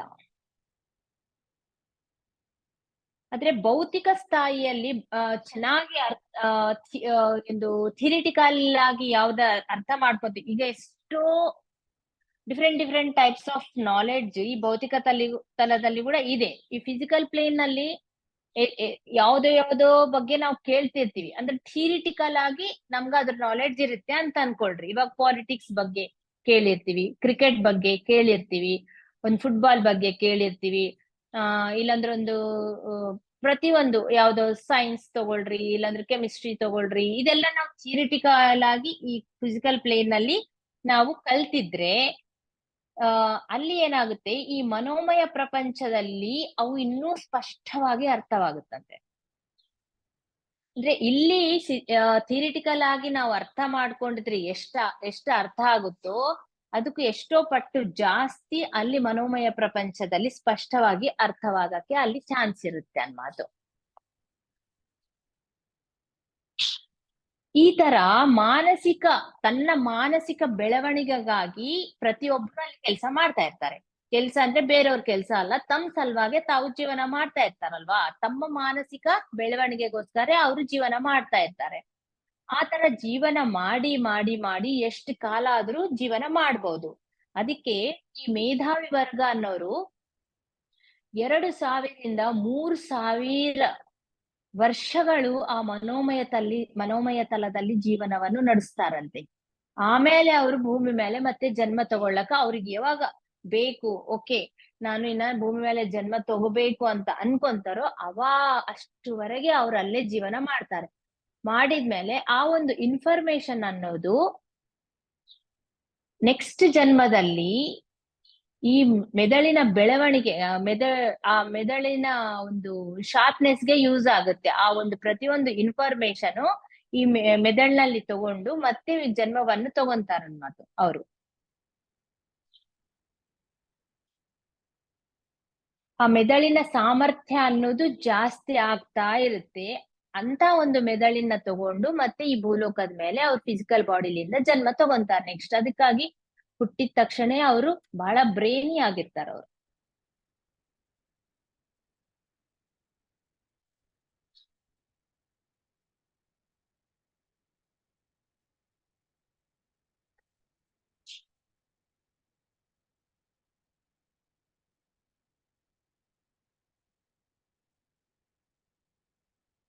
ಇನ್ನೊಂದು ಸ್ವರ್ಣನಗರ ಅಂತ ಕೇಳಿದ್ವಲ್ಲ ನಾವು, ಸೂಕ್ಷ್ಮ ಪ್ರಪಂಚದಲ್ಲಿ ಎಷ್ಟನೇ ತಲ, 5ನೇ ತಲದಲ್ಲಿತ್ತಲ್ಲ ಸ್ವರ್ಣನಗರ. ಆ ಸ್ವರ್ಣನಗರದಿಂದ ಮೂಲಾತ್ಮಗಳಾದ್ರೆ ಮನೋಮಯ ತಲಕ್ಕೆ ಬಂದಿರ್ತಾರೋ ಅವರು ಒಂದು ಮನಸ್ಸಿನಲ್ಲಿ ಒಂದೇ ಆಲೋಚನೆ ದೃಢವಾಗಿರುತ್ತೆ. ಅದು ಏನು ಅಂತಂದ್ರೆ ಸ್ವರ್ಗ, ಅವರು ಸ್ವರ್ಗನಲ್ಲಿದ್ದಾರೆ ಅಂತೇಳಿ. ಯಾಕಂದ್ರೆ ಅವ್ರ ಮತ ಗುರುಗಳು ಏನ್ ಟೀಚ್ ಮಾಡ್ತಾರೆ, ನೀವು ಒಂದ್ಸಾರಿ ಸ್ವರ್ಗದಲ್ಲಿ ಹೋಗಿದ್ರೆ ಇನ್ನ ಲಾಸ್ಟ್ ವರೆಗೆ ಸ್ವರ್ಗದಲ್ಲೇ ಇದ್ ಬಿಡ್ತೀರಾ? ಇಲ್ಲಿಂದ ಒಂದು ಸ್ವರ್ಗಕ್ಕಾದ್ರೂ ಹೋಗ್ತೀರಾ, ಒಂದ್ ನರಕಕ್ಕಾದ್ರೂ ಹೋಗ್ತೀರಾ. ಸ್ವರ್ಗದಲ್ಲಿ ಹೋದವರು ಪರ್ಮನೆಂಟ್ ಸ್ವರ್ಗದಲ್ಲೇ ಇದ್ ಬಿಡ್ತಾರ, ನರಕಕ್ಕೆ ಹೋದವರು ನರಕದಲ್ಲಿ ಪರ್ಮನೆಂಟ್ ಇರ್ತಾರ ಅಂತ ನಮ್ಮ ಮತಗುರುಗಳು ಹೇಳಿರ್ತಾರೆ, ನಮ್ಮ ಮತಗಳು ಹೇಳಿರ್ತವೆ. ಆದ್ರೆ ಇವರು ಸ್ವರ್ಣ ನಗರದಿಂದ ಆಕ್ಚುಲಿ ಮನೋಮಯ ತಲಕ್ಕೆ ಹೋಗಿರ್ತಾರೆ, ಆದ್ರೂ ಅವ್ರಿಗೆ ಗೊತ್ತೇ ಆಗದಿರಲ್ಲ. ಅವ್ರೇನ್ ಅನ್ಕೊಂತಾರೆ, ನಾವು ಸ್ವರ್ಗದಲ್ಲೇ ಇದೀವಿ ಅಂತ ಆ ಭ್ರಮದಲ್ಲಿ ಅವ್ರು ಇರ್ತಾರೆ. ಸ್ವರ್ಗ ಅನ್ನೋ ಭ್ರಮ, ಅದೇ ತರ ಆಲೋಚನೆ ಅವರು ಅಲ್ಲಿ ಕೂಡ ಹೋಗಿ ನಾವು ಸ್ವರ್ಗದಲ್ಲಿ ಇದೀವಿ, ಸ್ವರ್ಗ ಇಷ್ಟು ಚೆನ್ನಾಗಿದೆ, ಅಷ್ಟು ಆ ಭ್ರಮಗಳ ಲೋಕ, ಇದು ಒಂದು ಮಾನಸಿಕ ಪ್ರಪಂಚ ಇದು. ಅದಕ್ಕಾಗಿ ಅವರು ಒಂದು ಆಲೋಚನಾ ಪ್ರಪಂಚ ಅಲ್ಲ, ಈ ಸ್ವರ್ಗದ ಆಲೋಚನೆಗಳನ್ನೇ ಅವ್ರು ಬಿಡುಗಡೆ ಮಾಡ್ತಾ ಇರ್ತಾರೆ. ಅದೇ ತರ ಅಷ್ಟೇ ಪರಿಣಿತಿ ಹೊಂದಿರುವ ಆತ್ಮಗಳು ಇದೇ ಸ್ವರ್ಗ ಅಂತ ಅದೇ ಆಲೋಚನೆಗಳನ್ನೆಲ್ಲ ಸ್ವೀಕಾರ ಮಾಡ್ತಾ ಇರ್ತಾರೆ. ಇಬ್ಬರಿಗೆ ಅದೇ ನಾಲೆಡ್ಜ್, ಇದೇ ಸ್ವರ್ಗ ಅನ್ನುವ ಒಂದು ನಾಲೆಡ್ಜು ಧ್ರುವೀಕರಣ ಮಾಡ್ಕೊಂತ ಇರ್ತಾರೆ. ಅವ್ರು ದೃಢವಾಗಿ ಅದನ್ನ ಮತ್ತೆ ಮತ್ತೆ ದೃಢವಾಗಿ ಮಾಡ್ಕೊಂತ ಇರ್ತಾರೆ. ಆದ್ರೆ ಅದು ಒಂದು ಭ್ರಮದಲ್ಲಿ ಇದೀವಿ ಅಂತ ಅವರಿಗೆ ಗೊತ್ತಾಗೋದಿಲ್ಲ. ಆದ್ರೆ ಅಬಂಡೆಂಟ್ ಆನಂದ ಅನ್ನೋದು, ಬ್ಲಿಸ್ ಅನ್ನೋದು ಅವ್ರಿಗೆ ಸಿಗ್ತಾ ಇರುತ್ತೆ. ಯಾಕಂದ್ರೆ ಸ್ವರ್ಗದಲ್ಲಿ ಇರೋದೇ ಆನಂದ ಅಂತ ಅವರಿಗೆ ಫೀಡ್ ಆಗಿರುತ್ತಲ್ವಾ. ಆದ್ರೆ ಆ ಆನಂದವನ್ನು ಮಾತ್ರ ಅನುಭವಿಸ್ತಾ ಇರ್ತಾರೆ. ಅದ್ಭುತವಾದ ಆನಂದದಲ್ಲೇ ಅವ್ರ ಜೀವನವೆಲ್ಲ ಅಲ್ಲಿ ಕೂಡ ಅವ್ರು ನಡೆಸ್ತಾ ಇರ್ತಾರೆ.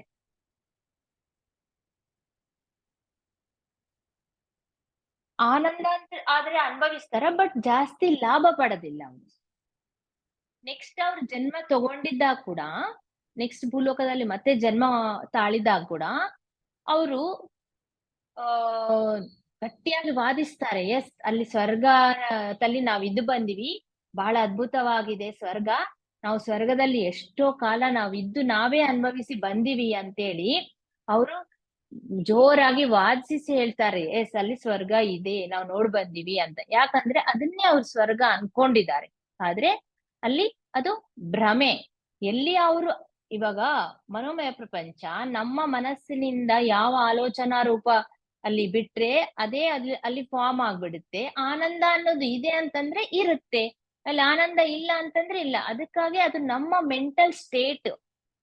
ಅದಕ್ಕೆ ನಾವೆಲ್ಲಿದ್ರು ಕೂಡ ಆನಂದವಾಗಿದ್ದೀವಿ ಅಂತ ನಾವ್ ಅನ್ಕೊಂಡಿದ್ರೆ ಅಲ್ಲಿ ಕೂಡ ನಾವ್ ಆನಂದವಾಗಿರಕ ಸಾಧ್ಯ.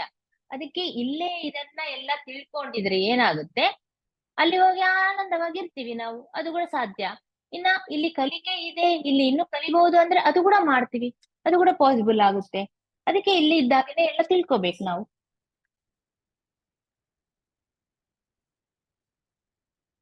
ಆದ್ರೆ ಇವರು ಜಾಸ್ತಿ ಲಾಭ ಪಡೆದಿಲ್ಲ. ಯಾರು ಸ್ವರ್ಗ ನಗರದಿಂದ ಬಂದಿದ್ದಾರೆ, ಗೋಲ್ಡನ್ ನಗರ ಇತ್ತಲ್ಲ ಆಸ್ಟ್ರಲ್ ಪ್ಲೇನ್ ಅಲ್ಲಿ, ಅಲ್ಲಿಂದ ಬಂದಿದ್ದವ್ರು ಜಾಸ್ತಿ ಲಾಭ ಪಡೆದಿಲ್ಲ, ಆನಂದವಾಗಿರ್ತಾರಷ್ಟೇ. ಆದ್ರೆ ಯಾರು ಲಾಭ ಪಡ್ತಾರೆ ಅಂದ್ರೆ ಮೇಧೋಪರವಾದ ಜ್ಞಾನವನ್ನು ಇನ್ನೂ ಜಾಸ್ತಿ ಮಾಡ್ಕೋಬೇಕಂತ ಯಾರಿಗಿರುತ್ತೋ ಅವರು ಆ ಮನೋಮಯ ಪರಿಸ್ಥಿತಿಗಳನ್ನು, ಆ ಪ್ರಪಂಚದಲ್ಲಿರುವ ಆ ಪರಿಸ್ಥಿತಿಗಳನ್ನು ಉಪಯೋಗಿಸ್ಕೊಂತಾರೋ ಅವರು ಜಾಸ್ತಿ ಜಾಸ್ತಿ ಲಾಭವನ್ನು ಪಡ್ತಾರೆ ಅಂತ ಹೇಳ್ತಾರೆ. ಈ ಆಸ್ಟ್ರಲ್ ಪ್ರಪಂಚದಲ್ಲಿ ಇದ್ದಾಗನೇ ಈ ಮನೋಮಯ ಪ್ರಪಂಚದಲ್ಲಿ ಕೂಡ 7 ತಲಗಳಿದೆ, 7 ಚೈತನ್ಯ ತಲಗಳಿದೆ. ಆದ್ರೆ ಪ್ರತಿಯೊಂದು ಈ ಆಸ್ಟ್ರಲ್ ತಲದಲ್ಲಿ ಇರುವ ಒಂದೊಂದು ತಲಕ್ಕೆ, ಅಲ್ಲಿ ಒಂದೊಂದು ತಲಕ್ಕೆ ಸಂಬಂಧ ಅನ್ನೋದು ಇರುತ್ತೆ, ಹೋಲಿಕೆ ಅನ್ನೋದು ಇರುತ್ತಂತೆ. ಇಲ್ಲಿ ಫಸ್ಟ್ ಪ್ಲೇನ್ಗೆ ಅಲ್ಲಿ ಫಸ್ಟ್ ಪ್ಲೇನ್ಗೆ ಹೋಲಿಕೆ ಇರುತ್ತೆ, ಇಲ್ಲಿ ಸೆಕೆಂಡ್ ಪ್ಲೇನ್ಗೆ ಅಲ್ಲಿ ಸೆಕೆಂಡ್ ಪ್ಲೇನ್ಗೆ ಹೋಲಿಕೆ ಇರುತ್ತೆ. ಸಂಬಂಧ ಇರುತ್ತೆ, ಹೋಲಿಕೆ ಇರುತ್ತೆ, ಎರಡು ಇರುತ್ತೆ. ಆದ್ರೆ ಅಲ್ಲಿ ಮೇಲೆ ಕೆಳಗೆ ಹೋಗಕ್ಕೆ ಯಾವುದೇ ತರ ಕಷ್ಟ ಇರ್ತಿದ್ದಿಲ್ಲ. ಒಂದು ತಲದಿಂದ ಮೇಲ್ನೇ ತಲಕ್ಕೂ ಹೋಗ್ಬೋದು, ಕೆಳಗಿನ ತಲಕ್ಕೂ ಬರ್ಬೋದು. ಆದ್ರೆ ಅಲ್ಲಿ ಒಂದು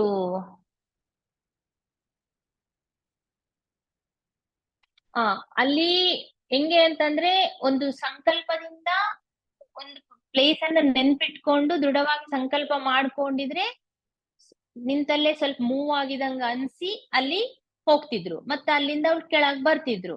ಆದ್ರೆ ಇಲ್ಲಿ ಯಾವುದೇ ತರ ಕಷ್ಟ ಇಲ್ಲ, ಎಲ್ಲಾದ್ರೂ ತಿರುಗ್ಬಹುದು, ಯಾವ್ದು ಈಸಿಯಾಗಿ ಜಸ್ಟ್ ಒಂದ್ ಥಾಟ್ ಲಿಂದ ಹೋಗ್ಬಿಡ್ಬಹುದು, ಯಾವುದೇ ತರ ಶ್ರಮ ಬೇಕಿಲ್ಲ. ಆದ್ರೆ ಜಾಸ್ತಿ ಯಾರು ತಿರುಗೋದಿಲ್ಲ. ಆ ತರ ಶಾಶ್ವತ ನಿವಾಸರು, ಯಾರು ಶಾಶ್ವತ ನಿವಾಸರು ಇರ್ತಾರೋ ಅಂದ್ರೆ ಟಿಕೆಟ್ ತಗೊಂಡು ಹೋಗಿದ್ದವರು, ಅವರು ಹಿಂಗ ತಲೆ ಏನು ಮೇಲೆ ಕೆಳಗೆ ಏನ್ ತಿರುಗೋದಿಲ್ಲ. ಅವ್ರಿಗೆ ಯಾವ್ದು ಸೂಟಬಲ್ ಆ ತಲದಲ್ಲಿ ಫಿಕ್ಸ್ ಇದ್ದು ಬಿಡ್ತಾರಷ್ಟೇ.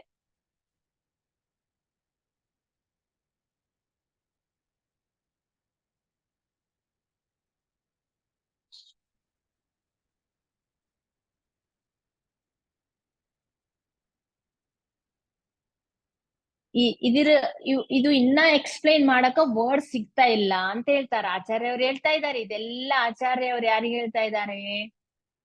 ಪೀಟರ್ ಅವ್ರಿಗೆ ಹೇಳ್ತಾ ಇದ್ದಾರೆ. ಇನ್ನೂ ಅದ್ರ ಬಗ್ಗೆ ಎಕ್ಸ್ಪ್ಲೇನ್ ಮಾಡಕ ನನ್ಗೆ ವರ್ಡ್ಸೇ ಸಿಗ್ತಾ ಇಲ್ಲ. ಒಂದ್ ಕೆಲ್ಸ ಮಾಡ್ತೀನಿ, ನಿನ್ಗೆ ನಾನ್ ಬುಧವಾರ ರಾತ್ರಿ ಬಂದು ನಿನ್ನ ಮನೋಮಯ ತಲದಲ್ಲಿರುವ ಮನೋಮಯ ಪ್ರಪಂಚದಲ್ಲಿರುವ 2ನೇ ತಲಕ್ಕ ನಾನ್ ಕರ್ಕೊಂಡು ಹೋಗ್ತೀನಿ, ಸಿದ್ಧವಾಗಿರು. ಇವಾಗ ನಾನು ಎಷ್ಟೇ ಹೇಳಿದ್ರು ನಿನ್ಗೆ ಅರ್ಥ ಆಗಲ್ಲ ಅಂತ ಹೇಳ್ಬಿಟ್ಟು ಇನ್ನ ನೀನು ಮತ್ತೆ ಅಲ್ಲಿ ಕರ್ಕೊಂಡು ಹೋಗಿದ್ಮೇಲೆ ಮತ್ತೆ 3 ಡೇಸಿಗೆ ನಾನು ಫಿಸಿಕಲ್ ಆಗಿ ಬರ್ತೀನಿ. ಅಷ್ಟ್ರೊಳಗ ನೀನ್ ಎಲ್ಲ ಬರ್ದಿಟ್ಕೋ, ನಿಂದು ಏನ್ ಎಕ್ಸ್ಪೀರಿಯನ್ಸ್ ಅಂತ ಬರ್ದಿಟ್ಕೋ. ಆದ್ರೆ ಈ ದಿನ ಮಾತ್ರ ನಾನೇ ಚೆನ್ನಾಗಿ ನೀನು ಆರಾಮಾಗಿ ರೆಸ್ಟ್ ಮಾಡು ಅಂತ ಹೇಳ್ತಾರೆ. ಅವ್ರು ಹೋಗ್ತಾರೆ. ಇವ್ರಿಗೆ ಫುಲ್ ತಲೆಯಲ್ಲಿ ತಿರುಗ್ತಾ ಇರುತ್ತೆ, ಓವರ್ಲೋಡ್ ಆಗ್ಬಿಡುತ್ತೆ. ಇದು ಒಂಥರ ಡಿಫ್ರೆಂಟ್ ಜ್ಞಾನ ಇದೆ ಅಲ್ಲ, ಅವ್ರಿಗೆ ತಲೆ ಎಲ್ಲ ದಿಮ್ಮ ಆಗ್ಬಿಡುತ್ತೆ. ಏನು ಸರಿಗೆ ಕ್ಲಾರಿಟಿ ಸಿಗ್ತಾ ಇಲ್ಲ.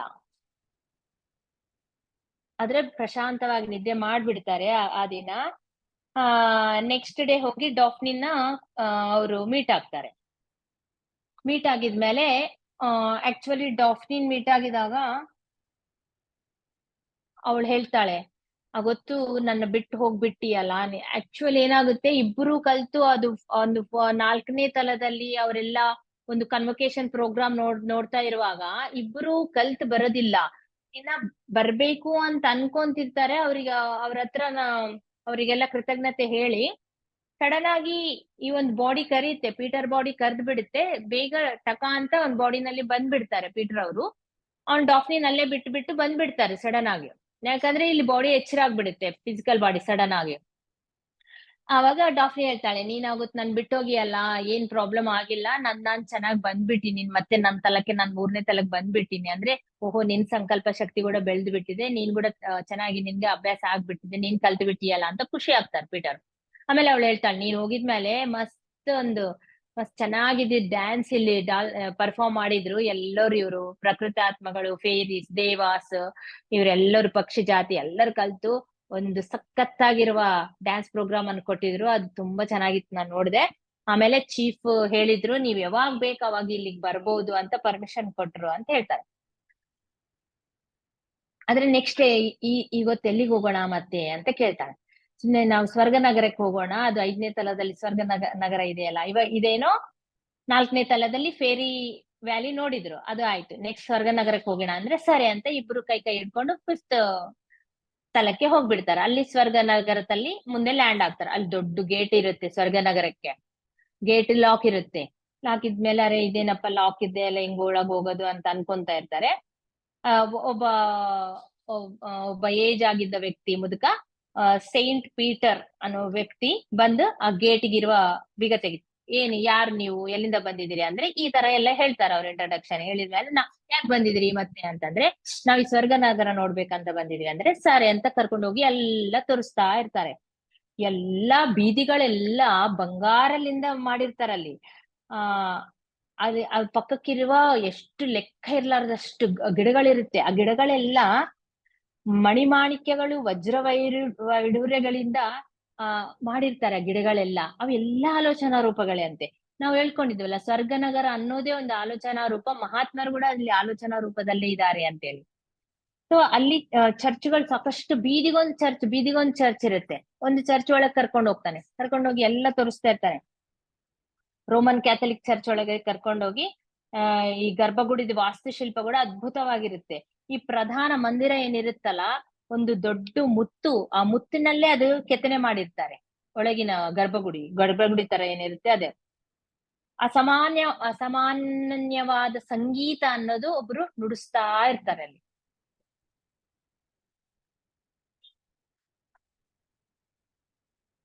ಸೊ ಇನ್ನ ಬೇರೆ ಚರ್ಚ್ ಕೂಡ ತೋರಿಸ್ತೀನಿ ಬಾ ಅಂತಂದ್ರೆ ಪೀಟರ್ ಕೇಳ್ತಾನೆ, ಏನು ಎಲ್ಲ ಚರ್ಚ್ ಡಿಫ್ರೆಂಟ್ ಇದೆನಾ ಎಲ್ಲಾ ಅಂತಂದ್ರೆ, ಹೌದು, ಇಲ್ಲಿ ಬೇರೆ ಬೇರೆ ಈ ಸ್ವರ್ಗ ಪ್ರಪಂಚದಲ್ಲಿ ಯಾವ ಶಾಖಕ್ಕೆ ಆ ಶಾಖೆ ಅವರು ಬೇರೆ ಬೇರೆನೆ ಇರ್ತಾರ.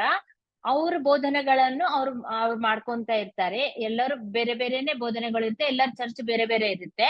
ಆದ್ರೆ ಒಬ್ಬರ ನಡುವೆ ಒಬ್ರಿಗೆ ತಾರತಮ್ಯ ಒಂದು ಜಗಳಗಳೇನು ಇರೋದಿಲ್ಲ ಅಂತ ಹೇಳ್ತಾರೆ. ಆದ್ರೆ ಎಲ್ಲಾ ಸಿದ್ಧಾಂತಗಳ ಹಿಂದೆ ಒಂದೇ ಸತ್ಯ ಮಾತ್ರ ಒಂದೇ ಇರುತ್ತೆ. ಯಾವ ತರ ಟೀಚಿಂಗ್ ಸ್ಟೈಲ್ ಬೇರೆ ಇರುತ್ತೆ, ಹೇಳೋದು ಅಂತ ಹೇಳ್ತಾರೆ. ಇಲ್ಲಿ ಇದು ಒಂದು ದೇವರ ರಾಜ್ಯ. ಅವಾಗಲ ಈ ಒಂದು ಯೇಸು ಕ್ರಿಸ್ತು ತಮ್ಮ ಒಂದು ಅನುಯಾಯರನ್ನ ಕರ್ಕೊಂಡು ಈ ಬೀದಿಗಳಲ್ಲಿ ತಿರುಗ್ತಾ ಇರ್ತಾರೆ. ಅವರು ಒಂದು ತಮ್ಮ ಒಂದು ಜ್ಞಾನವನ್ನು ಹಂಚ್ತಾ ಇರ್ತಾರೆ. ಆದ್ರೆ ಇವ್ರೆಲ್ಲರಿಗೂ ಕಾಣಿಸೋದಿಲ್ಲ ಕ್ರಿಸ್ತು. ಒಂದು ಮಬ್ಬು ಒಂದು ಮೇಘ ಇರುತ್ತೆ ಅನ್ಕೋರಿ. ಆ ಮೇಘದಿಂದ ಮಾತು ಕೇಳಿಸ್ತಾ ಇದ್ದಂಗೆ ಅವ್ರ ಸುತ್ತ ಒಂದು ಮೇಘ ಫಾರ್ಮ್ ಆಗಿರುತ್ತಂತೆ. ಆ ಮೇಘಲಿಂದ ಮಾತು ಕೇಳಿಸ್ತಾ ಇದ್ದಂಗೆ ಆ ಅಲ್ಲಿನ ಜನರಿಗೆ ಗೊತ್ತಾಗುತ್ತೆ. ಆದ್ರೆ ಆ ಒಳಗಿನ ಯೇಸು ಕ್ರಿಸ್ತನ ರೂಪ ಅವರಿಗೆ ನೋಡಕ್ಕಾಗಲ್ಲಂತೆ. ಸೊ ಇನ್ನೊಂದು ಬಹಿರಂಗ ನಾಟಕ ಶಾಲೆ ಇರುತ್ತೆ, ಅಲ್ಲಿ ಹೋಗ್ತಾರೆ. ಅಲ್ಲಿ ಒಂದು 3000 ಜನ ಸೇರಿರ್ತಾರೆ, ಎಲ್ಲ ಏಂಜಿಲ್ಸ್. ಅಲ್ಲಿ ಒಂದು ನಾಟಕ ನಡೆಯುತ್ತೆ. ಎಲ್ಲ ನೋಡಿ ಮತ್ತೆ ವಾಪಸ್ ಈ ಡಾಕ್ನಿ ಅವ್ರ ಕಾಟೇಜಿಗೆ ಬಂದ್ಬಿಡ್ತಾರೆ. ಆದ್ರೆ ಬುಧವಾರ ರಾತ್ರಿ ಆಚಾರ್ಯ ಅವ್ರು ಬರ್ತೀನಿ ಅಂತ ಹೇಳಿದ್ರಲ್ಲ, ಅವ್ರ ಸಲುವಾಗಿ ಇವ್ರು ಕಾಯ್ತಾ ಇರ್ತಾರೆ. ಕಾಯ್ತಾ ಇರುವಾಗ ಅವರು ಬಂದ್ಬಿಡ್ತಾರೆ. ಕರೆಕ್ಟ್ ಹೇಳಿದ ಟೈಮಿಗೆ ಬಂದ್ಬಿಡ್ತಾರೆ. ರೆಡಿ ಇದೆಯಾ, ನಾವು ಹೋಗೋಣ ಅಂತಂದ್ರೆ ಸರಿ ಹೋಗೋಣ ಅಂತ. ಸರಿ ಅಂತ ಇಬ್ರು ಕಲ್ತು ಹಾಸ್ಟೆಲ್ ಟ್ರಾವೆಲ್ ಮಾಡಿ ಹೋಗ್ತಾರೆ. ಯಾರು, ಪೀಟರ್ ಅವರು ಆಚಾರ್ಯ ಅವರು ಇಬ್ರು ಸೇರಿ ಹೋಗ್ತಾ ಇರ್ತಾರೆ. ಹೋಗ್ತಾ ಇರುವಾಗ ಎಲ್ಲ ತಲ ಕ್ರಾಸ್ ಮಾಡಿ ಹೋಗ್ಬೇಕಲ್ಲ.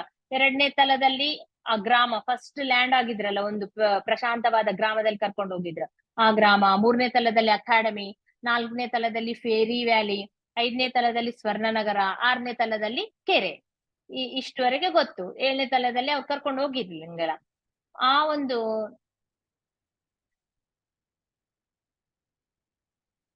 ಅದಕ್ಕಾಗಿ 7ನೇ ತಲದಲ್ಲಿ ನಿನ್ಗೆ ಏನ್ ಗೊತ್ತಿಲ್ವಲ್ಲ, ನಾನ್ ಕೈ ಹಿಡ್ಕೊ ಅಂತ ಹೇಳ್ತಾರೆ. ಕೈ ಹಿಡ್ಕೊಂತಾರೆ ಆಚಾರ್ಯ ಅವ್ರ ಕೈ ಹಿಡ್ಕೊಂಡಿದ್ಮೇಲೆ.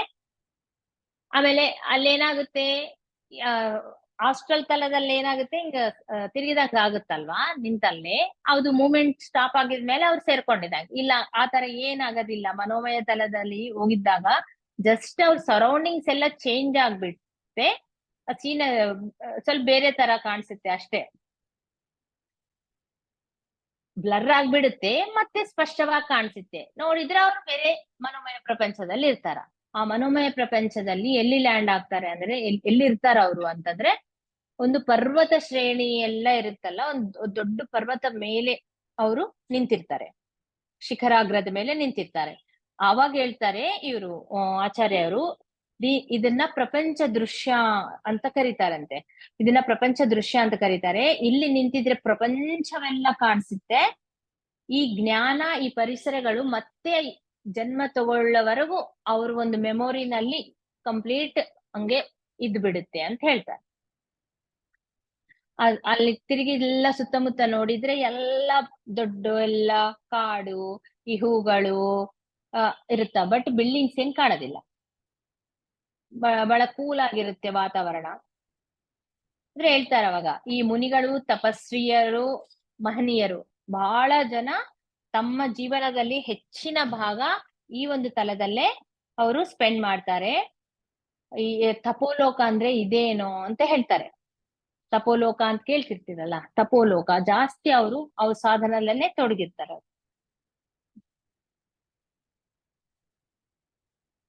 ಅಲ್ಲಿ ಇಬ್ರು ಫಾಸ್ಟ್ ಆಗಿ ಗಾಳಿಯಲ್ಲಿ ತೇಲಾಡ್ತಾ ಹೋಗ್ತಾ ಇರ್ತಾರೆ. ಇವ್ರು ನೋಡ್ತಾರೆ. ನೋಡಿ ಇವ್ರ ಕಡೆನೆ ಹಿಂಗ ಬರ್ತಾ ಇರ್ತಾರೆ. ಬರ್ತಾ ಇದ್ರೆ ಅವ್ರು ನೋಡಿ ಇವ್ರನ್ನ ಈ ತರ ಹೋಗ್ತಾ ಇದ್ರೆ ಇವ್ರು ನೋಡಿ ಅವ್ರನ್ನ ಕರೀತಾರೆ. ಕರೆದ್ರೆ ಹಿಂಗ್ ಸೈಡಿಗೆ ತಿರುಗ್ತಾರೆ ಅವ್ರು. ಆದ್ರೆ ಅವ್ರು ಒಂದು ಕಣ್ಣಿನಲ್ಲಿ ಏನು ಎಕ್ಸ್ಪ್ರೆಷನ್ ಇರೋದಿಲ್ಲ, ಫೇಸ್ ನಲ್ಲಿ ಎಕ್ಸ್ಪ್ರೆಷನ್ಸ್ ಇರೋದಿಲ್ಲ, ಏನಿಲ್ಲ. ಅದು ಏನು ಹಿಂಗ್ ಮಾಡ್ತಾ ಇದಾರಲ್ಲ, ಅವ್ರು ತಿರುಗಿದಾರ, ಈ ತರ ತಿರುಗಿತಾರ, ಫುಲ್ ಫ್ಲೋಟ್ ಆಗ್ತಾ ಇರ್ತಾರೆ ಅಷ್ಟೇ. ಅವರು ಹಿಂಗ ರೌಂಡ್ ರೌಂಡ್ ರೌಂಡ್ ತಿರುಗ್ಕೋತ ಫ್ಲೋಟ್ ಆಗ್ತಾ ಹೋಗ್ತಾ ಇರ್ತಾರೆ. ಏನ್ ಇವ್ರು ವಿಚಿತ್ರ ಮಾಡ್ತಾ ಇದಾರಲ್ಲ ಅಂತ ಹೇಳಿ ನೋಡಿದ್ರೆ, ಆ ಅವ್ರು ಯಾರು ಅಂತಂದ್ರೆ, ಈ ಖಾಲಿ ಕೌಡೆಗಳು ಇರ್ತಾವಲ್ಲ ಅವ್ರು. ಅಲ್ಲಿ ಖಾಲಿ ಕೌಡೆಗಳು ಅಂತ ಗೊತ್ತಾಗುತ್ತೆ. ಆ ಮನೋಮಯ ಪ್ರಪಂಚದಲ್ಲಿ ಹೋಗ್ತಾ ಹೋಗ್ತಾ ಇಬ್ಬರು ವ್ಯಕ್ತಿಗಳು ಬಿಟ್ಟು ಹೋಗಿದ್ದ ಆ ಒಂದು ಕೋಟ್ಗಳನ್ ಮಾತ್ರ ಅವು ಖಾಲಿ ಕೌಡೆ.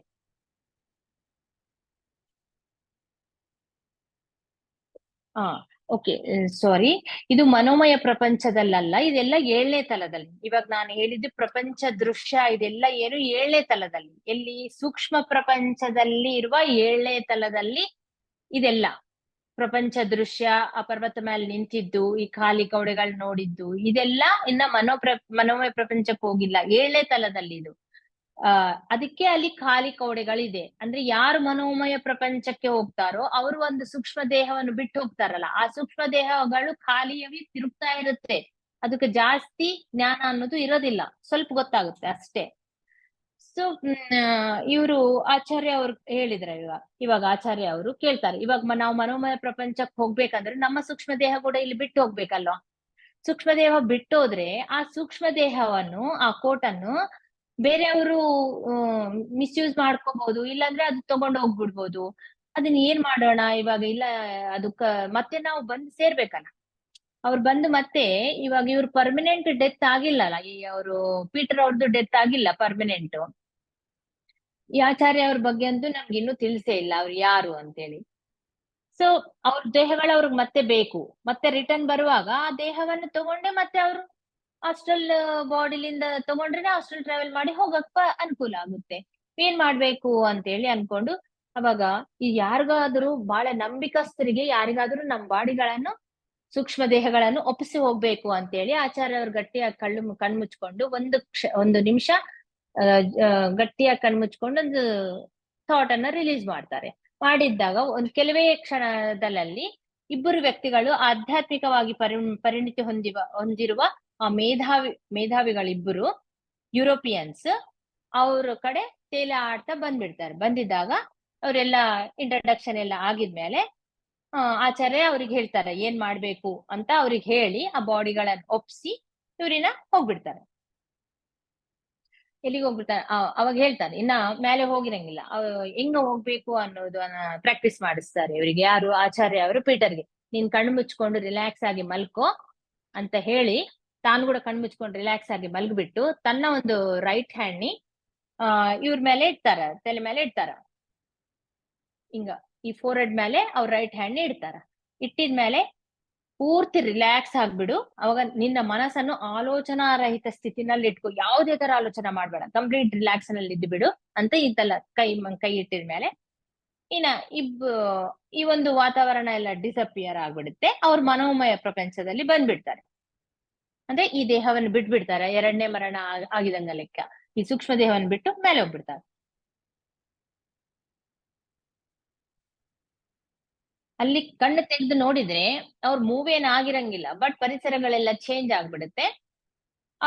ಅಲ್ಲಿ ವಿಚಿತ್ರವಾದ ನಿಶ್ಚಲತ್ವ ಇದ್ದಂಗೆ ಕಾಣಿಸುತ್ತೆ. ಎಲ್ಲೋ ಅಂತರಿಕ್ಷದಲ್ಲಿ ನಾವು ನಿಂತು ಬಿಟ್ಟಿವೇನೋ ಅನ್ನಂಗ ಆಭಾಸ ಆಗುತ್ತೆ ಇವರಿಗೆ.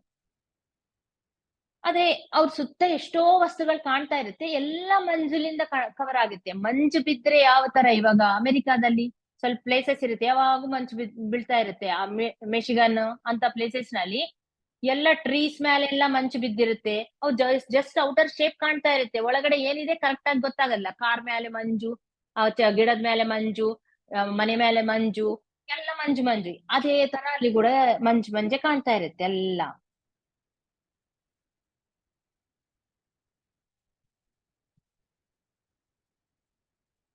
ಅದೇ ಅಲ್ಲಿ ಎಲ್ಲ ಆಲೋಚನಾ ರೂಪಗಳಿಂದೇ ಇರ್ತಲ್ಲ ಮನೋಮಯ ಪ್ರಪಂಚದಲ್ಲಿ.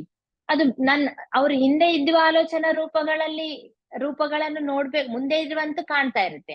ಹಿಂದೆ ಇದ್ದ ಆಲೋಚನಾ ರೂಪಗಳನ್ನ ನೋಡ್ಬೇಕಂದ್ರೆ ತಲೆ ತಿರುಗ್ಸದೇ ಬೇಕಿಲ್ಲಂತೆ.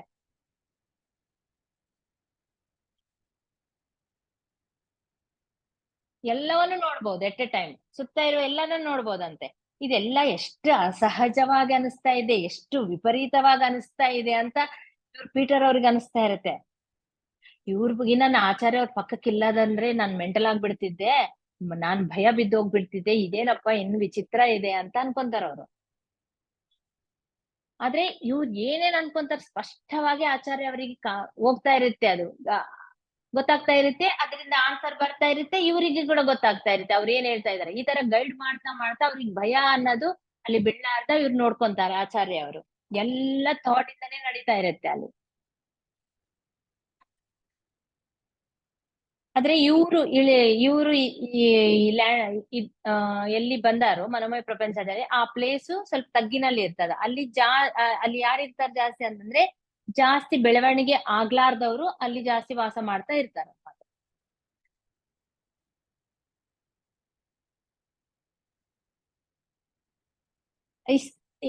ಎಲ್ಲರೂ ಇರ್ತಾರೆ, ಬಟ್ ಯಾರಿಗೆ ಸ್ಥಿರವಾದ ರೂಪನೇ ಇರಾಗಿಲ್ಲ. ಈ ಮೇಘ ತರ ಕದಲ್ತಾ ಇರುತ್ತೆ, ಅದು ಯಾವಾಗ ಡಿಸಪಿಯರ್ ಆಗುತ್ತೋ ಗೊತ್ತಿಲ್ಲ.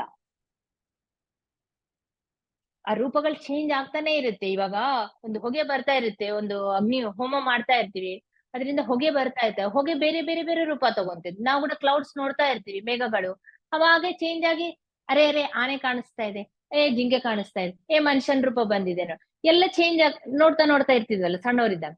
ಆ ತರ ಅಲ್ಲಿ ಚೇಂಜ್ ಆಗ್ತಾನೆ ಇರುತ್ತಂತ ರೂಪಗಳು.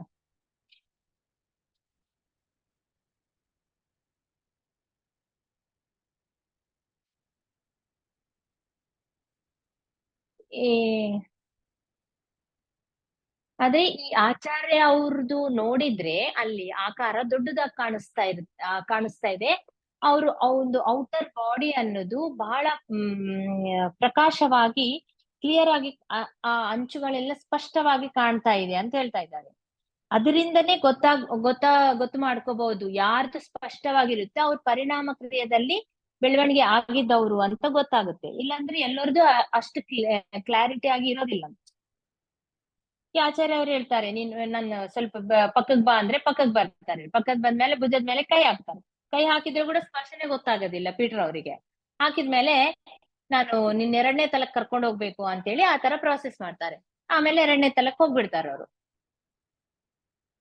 ಆದ್ರೆ ಅಲ್ಲಿ ಕದಲಿದಂಗ ಏನು ಫೀಲ್ ಆಗೋದಿಲ್ಲ. ಆ 2ನೇ ತಲದಲ್ಲಿ ಇದ್ದವ್ರು ಮಾತ್ರ ಸ್ವಲ್ಪ ರೂಪದಲ್ಲಿ ಸ್ಪಷ್ಟತೆ ಅನ್ನೋದು ಕಾಣುತ್ತೆ. 1ನೇ ತಲಕ್ಕಿಂತ 2ನೇ ತಲದಲ್ಲಿ ಯಾರಿರ್ತಾರೋ ಅವ್ರ ರೂಪದಲ್ಲಿ ಸ್ಪಷ್ಟತೆ ಅನ್ನೋದು ಇರುತ್ತೆ ಅಲ್ಲಿ. ಆದ್ರೆ ಅವರು ಅವಾಗ ಒಂದು ಪ್ರಾಕ್ಟಿಕಲ್ ಮಾಡಿಸಿ ಅವ್ರಿಗೆ ಅರ್ಥ ಮಾಡ್ಸಕ್ಕೆ ಪೀಟರ್ ಅವ್ರಿಗೆ ಒಂದು ಪ್ರಾಕ್ಟಿಕಲ್ ಆಗಿ ಮಾಡೋಣ, ಇಲ್ಲಿ ನಿನ್ಗೆ ಅರ್ಥ ಆಗುತ್ತೆ ಆಲೋಚನಾ ರೂಪಗಳಿಂದ ಯಾವ ತರ ನೀನ್ ಇನ್ಫಾರ್ಮೇಶನ್ ತಗೋಬಹುದು ಅನ್ನೋದು ಅಂತೇಳಿ ಏನ್ ಹೇಳ್ತಾರೆ ಅವ್ರಿಗೆ ಅಂದ್ರೆ, ನೀನು ಇಲ್ಲಿ ಶಾಶ್ವತ ನಿವಾಸಿಗಳೇ ಇರ್ತಾರೆ ಜಾಸ್ತಿ, ನೀನು ಒಂದು ಅಂಶವನ್ನು ಸೆಲೆಕ್ಟ್ ಮಾಡ್ಕೊ, ಯಾವ್ದೋ ಒಂದು ಟಾಪಿಕ್ ಅನ್ನು ಸೆಲೆಕ್ಟ್ ಮಾಡ್ಕೊ. ನೀನು ಸೆಲೆಕ್ಟ್ ಮಾಡ್ಕೊಂಡು ನಿನ್ನ ಆಲೋಚನಾ ರೂಪನ್ನು ಮೇಲಿಗೆ ಬಿಟ್ಬಿಡು. ಅಂದ್ರೆ ಏನ್ ಹೇಳ್ಬೇಕು, ಆಕಾಶದಲ್ಲಿ ನೀನ್ ಬಿಟ್ಬಿಡು ಆಲೋಚನಾ ರೂಪವನ್ನು. ಏನ್ ಹೇಳ್ಬೇಕು ಅವಾಗ ಅಂತಂದ್ರೆ, ಈ ನಾನ್ ಅನ್ಕೊಂಡಿದ್ದು ಈ ಅಂಶದ ಇವಾಗ ಮತಗಳ ತಾರತಮ್ಯತ ಅನ್ನುವ ಒಂದು ಅಂಶವನ್ನು ಪೀಟರ್ ಅವರು ಸೆಲೆಕ್ಟ್ ಮಾಡ್ಕೊಂತಾರೆ. ಈ ಮತಗಳ ತಾರತಮ್ಯತೆ ಬಗ್ಗೆ, ಈ ಅಂಶದ ಬಗ್ಗೆ ಯಾರಿಗೆ ಆಸಕ್ತಿ ಇದೆನೋ ಅವರು ನನ್ನ ಜೊತೆ ಮಾತಾಡ್ರಿ ಅಂತ ನೀನ್ ಕೇಳ್ಬೇಕು. ಆ ಒಂದು ಯೋಚನೆಯನ್ನು ನೀನು ಬಿಡ್ಬೇಕು ಆಕಾಶದಲ್ಲಿ ಅಂತ ಹೇಳಿದ್ರೆ ಅದೇ ತರ ಮಾಡ್ತಾರೆ. ಅವಾಗ ಹಿಂದೆನೆ ಒಂದು ಆಲೋಚನಾ ರೂಪ ಕ್ವಶನ್ ರೂಪದಲ್ಲಿ ಬರ್ತದೆ ಇವರಿಗೆ. ಏನು, ನೀನು ಯಾವ ಮತಕ್ಕೆ ಸಂಬಂಧಪಟ್ಟಿದ ವ್ಯಕ್ತಿ ಅಂತ ಒಂದು ಕ್ವಶನ್ ಬರ್ತದ. ಯಾರೋ ಒಂದು ಕ್ವಶನ್ ಕಳಿಸ್ತಾರ. ಸೊ ಇವರು ಕೂಡ ಮತ್ತೆ ಆಲೋಚನಾ ರೂಪದಲ್ಲೇ ಆನ್ಸರ್ ಮಾಡ್ತಾರೆ. ಏನು, ನಾನು ರೋಮನ್ ಕ್ಯಾಥಲಿಕ್ ನಾನು, ಆದ್ರೆ ಯಾವ ತರ ಮೌಢ್ಯತೆ ನನ್ಗಿಲ್ಲ ಅಂತ ಸಮಾಧಾನ ಇವ್ರು ಕಳಿಸ್ತಾರ. ಅವಾಗ ಏನ್ ಸಮಾಧಾನ ಬರುತ್ತಂತಂದ್ರೆ,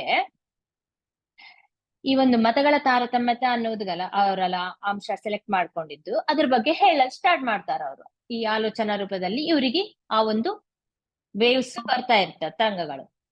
ಏನು ಅಂತಂದ್ರೆ ಆ ಸಮಾಧಾನ ಎಲ್ಲಾ ಮತಗಳಿಗೆ ಅದ್ರ ಆ ಒಂದು ಮತಗಳಿಗೆ ತಕ್ಕಂತೆ ಪ್ರಯೋಜನಗಳನ್ನೋದು ಇರುತ್ತೆ. ತಮ್ಮ ಕಾಲ್ ಮೇಲೆ ಯಾರು ನಿಂದ್ರಕ್ ಆಗೋದಿಲ್ಲೋ ಅವರಿಗೆ ಆ ಸಪೋರ್ಟ್ ಅನ್ನು ಮತ ಸಪೋರ್ಟ್ ಕೊಡುತ್ತೆ. ಅಂದ್ರೆ ಇವ್ರದ್ದೇನ್ ಕ್ವಶನ್ ಅಂದ್ರೆ, ಈ ಮತಗಳು ಏಕೆ, ಮತಗಳು ಇರ್ಬೇಕಾ ಬೇಡ, ಈ ಮತ ಎಷ್ಟು ಮತಗಳಿದೆಯಲ್ಲ ಏನು ಇದ್ರ ಅರ್ಥ, ಏನ್ ಯೂಸ್ ಇದ್ರದ್ದು, ಈ ತಾರತಮ್ಯ ಏಕೆ ಮತಗಳ ನಡುವೆ ಅಂತೇಳಿ ಇವ್ರ ಕ್ವಶನ್. ಅವ್ರು ಹೇಳ್ತಾರೆ, ಈ ಮತಗಳನ್ನೋದು ಯಾರು ತಮ್ಮ ಕಾಲ್ ಮೇಲೆ ನಿಂದ್ರಕ್ಕಾಗಲ್ಲ ಅವ್ರಿಗೆ ಸಪೋರ್ಟ್ ಅನ್ನು ಕೊಡ್ತಾರೆ. ಯಾರು ಒಬ್ಬೊಬ್ರು ಒಂದೊಂದು ಕಷ್ಟದಲ್ಲಿದ್ದಾಗನೋ ಏನೋ ಕ್ಲಾರಿಟಿ ಬೇಕಂದಾಗ ಈ ಮತಗಳು ಕ್ಲಾರಿಟಿ ಕೊಡುತ್ತೆ. ಜಾಸ್ತಿ ಜನ ಅವ್ರ ಜೀವಿತ ಕಾಲದಲ್ಲಿ ಯಾವ್ದಾದ್ರು ನಿರ್ಣಯಗಳು ತೆಗೆದುಕೋಬೇಕು ಅಂದಾಗ ಇವು ಮಾರ್ಗವನ್ನು ತೋರಿಸುತ್ತೆ ಮತಗಳು ಅಂತ ಸಮಾಧಾನ ಬಂದಿದೆ. ಆದ್ರೆ ಎಲ್ಲದರಲ್ಲಿ ಇದ್ದಿದ್ದ ಸತ್ಯ ಮಾತ್ರ ಒಂದೇ ಇರುತ್ತೆ, ಹೇಳದ ರೀತಿ ಬೇರೆ ಇರ್ಬೋದು, ಸತ್ಯ ಒಂದೇ ಇರುತ್ತೆ ಅಂತ ಸ್ಪಷ್ಟವಾದ ವಚನ ಅನ್ನೋದು ಇವರಿಗೆ ಕೇಳಿಸುತ್ತೆ. ಅವ್ರು ಇನ್ನೂ ಎಕ್ಸ್ಪ್ಲನೇಷನ್ ಕೊಡ್ತಾ ಇರ್ತಾರೆ. ಯಾರು ಮತಗಳ ಬಗ್ಗೆ ಯಾರು ಡಿಸ್ಕಷನ್ ನಡೆಸ್ತಾ ಇದ್ದಾರೋ ಆ ಮೇಧಾವಿ ಹೇಳ್ತಾ ಇದ್ದಾರೆ, ಏನು, ಕ್ರೈಸ್ತವ ಮತ ಬೋಧನೆಗಳಲ್ಲಿ ಕೀಲಕವಾದದ್ದು ಒಂದೊಂದು ಮತ ಬಗ್ಗೆ ಎಕ್ಸ್ಪ್ಲೇನ್ ಮಾಡ್ತಾ ಇದ್ದಾರೆ ಇವರೀಗ. ಎಷ್ಟು ಗ್ರೇಟ್ ಇನ್ಫಾರ್ಮೇಶನ್ ಕೊಡ್ತಾ ಇದ್ದಾರೆ ನೋಡು. ಕ್ರೈಸ್ತವ ಮತ ಬೋಧನಗಳಲ್ಲಿ ಕೀಲಕವಾದದ್ದು ಏನು ಅಂಶ ಅಂತಂದ್ರೆ ಪ್ರೀತಿ. ಅಂದ್ರೆ ಕ್ರೈಸ್ತವರೆಲ್ಲ ಹೇಳದ್ದು ಒಂದೇ ಅಂತ, ಪ್ರೀತಿ ಅನ್ನೋದು ಇರ್ಬೇಕು. ಅಂದ್ರೆ ತಮ್ಮ ತಮ್ಮ ಸುತ್ತ ಇರುವ ಎಲ್ಲಾ ಮಾನವರನ್ನ ಪ್ರೀತಿ ಮಾಡ್ಬೇಕು. ಮತ್ತೆ ಯಾರ ಒಂದು ಅಭಿಪ್ರಾಯ ಬಗ್ಗೆ ಆಗ್ಲಿ ಅವರ ಒಂದು ಕೆಲಸಗಳ ಬಗ್ಗೆ ಆಗ್ಲಿ ಸಹನವನ್ನು ಹೊಂದಿರ್ಬೇಕು, ಕಾಮೆಂಟ್ ಮಾಡಬಾರ್ದು ಅನ್ನುವ ಒಂದು ಮೇನ್ ಪ್ರಿನ್ಸಿಪಲ್ ಇವ್ರದಾಗಿದೆ. ಕ್ರೈಸ್ತವ ಮತಗಳಲ್ಲಿ ಮೇನ್ ಟೀಚ್ ಮಾಡೋದು ಇದು ಅಂತ ಹೇಳ್ತಾರೆ.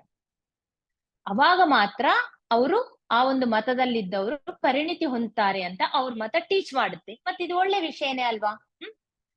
ಮತ್ತೆ ನೆಕ್ಸ್ಟ್ ಏನು, ಬೌದ್ಧ ಮತ ಇರುತ್ತಲ್ವಾ, ಆ ಬುದ್ಧ ಭಗವಾನ್ ಅವ್ರು ಏನ್ ಟೀಚ್ ಮಾಡ್ತಾರೆ?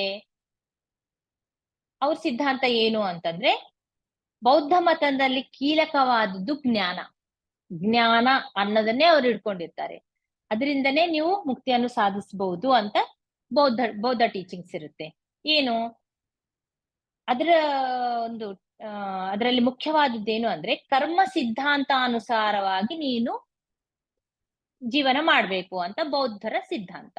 ಅಂದ್ರೆ ನೀನು ಪ್ರತಿನಿತ್ಯ ಏನ್ ಯೋಚನೆ ಮಾಡ್ತೀಯೋ, ಏನ್ ಮಾತಾಡ್ತೀಯೋ, ಏನ್ ಕೆಲ್ಸಗಳು ಮಾಡ್ತೀಯೋ ಅದಕ್ಕೆ ತಗ್ಗ ಪ್ರಯೋಜನ ಅನ್ನೋದು ನಿನಗಿರುತ್ತೆ. ಅದು ನೀನು ಒಂದು ದುಃಖ, ಒಂದು ಬಾಧೆ, ವ್ಯಥೆ ಆಗ್ಲಿ, ಒಂದು ಪ್ರಯೋಜನ ಆಗ್ಲಿ ಎಲ್ಲ ಅದರಿಂದನೇ ನಿನ್ಗ ಬರುತ್ತೆ. ಯಾವ್ದು ನೀನು ಯಾವ ತರ ಯೋಚನೆ ಮಾಡ್ತಿದ್ದ ಅದೇ ತರ ನಿನ್ಗ ಆ ಪ್ರಯೋಜನವನ್ನು ಬರುತ್ತೆ, ಯೋಚನೆ ಆಗ್ಲಿ, ಕೆಲ್ಸ ಆಗ್ಲಿ, ಮಾತಾಗ್ಲಿ ಅಂತ ಹೇಳ್ತಾರೆ. ಇದೇ ಕರ್ಮ ಸಿದ್ಧಾಂತ ಅಲ್ವಾ? ಆದ್ರೆ ಯಾವ ತರ ಎಮೋಷನ್, ಭಾವೋದ್ರೇಕಗಳು, ಭಾವಾವೇಶಗಳು ಇರಲಾರ್ದೆ ಪ್ರತಿಯೊಂದು ಕೆಲಸ ಅನ್ನೋದು ಮಾಡ್ಬೇಕು ಅನ್ನೋದು ಅವ್ರ ಮತ ಲಕ್ಷ್ಯವಾಗಿದೆ. ಮೇನ್ ಲಕ್ಷ್ಯ ಬೌದ್ಧ ಮತದ ಏನು ಅಂತಂದ್ರೆ ಜ್ಞಾನ. ಕರ್ಮ ಸಿದ್ಧಾಂತ ಪ್ರಕಾರ ಅವ್ರು ಕೆಲಸ ಮಾಡ್ತಾ ಇರ್ತಾರೆ. ಯಾವುದೇ ತರ ಎಮೋಷನ್ ಇರ್ಲಾರ್ದೆ ಮಾಡ್ಬೇಕು. ಅಂದ್ರೆ ಪ್ರತಿಯೊಂದು ಸ್ಟೇಟ್ ನಲ್ಲಿ ಸ್ಟೇಬಲ್ ಆಗಿ ಸಾಕ್ಷಿ ತತ್ವದಿಂದ ಕೆಲಸ ಮಾಡ್ಬೇಕು ಅಂತ ಹೇಳ್ತಾರೆ. ಅಂದ್ರೆ ಇದು ನಾನ್ ಮಾಡಿನಿ ಅಂತಲ್ಲ, ಯಾವುದೇ ಅದು ಜಾಸ್ತಿ ಹಿಗ್ಬಾರ್ದು, ಜಾಸ್ತಿ ಕುಗ್ಬಾರ್ದು, ಯಾವುದೇ ಒಂದು ಸಿಚುವೇಶನ್ ನಲ್ಲಿ ಬ್ಯಾಲೆನ್ಸ್ ಆಗಿರ್ಬೇಕು ಅಂತ ಅವ್ರು ಹೇಳ್ತಾರೆ ಬೌದ್ಧ ಮತ. ನೆಕ್ಸ್ಟ್ ಏನು, ಹಿಂದೂ ಮತ. ಈ ಹಿಂದೂ ಮತ ಅನ್ನೋದು ಬಹಳ ಉನ್ನತವಾದ ಮತ ಅಂತ ಹೇಳ್ತಾ ಇದ್ದಾರೆ. ಇಲ್ಲ, ಅವರೇ ಹೇಳ್ತಾ ಇದ್ದಾರೆ. ಯಾರು? ಮನೋಮಯ ತಲದಲ್ಲಿ ಇರುವವರೇ ಹೇಳ್ತಾ ಇದ್ದಾರೆ. ಹಿಂದೂ ಮತ ಅಂತ ಏನ್ ಕರಿತಾ ಇದ್ದಾರಲ್ಲ, ಇದು ಬಹಳ ಉನ್ನತವಾದ ಮತ.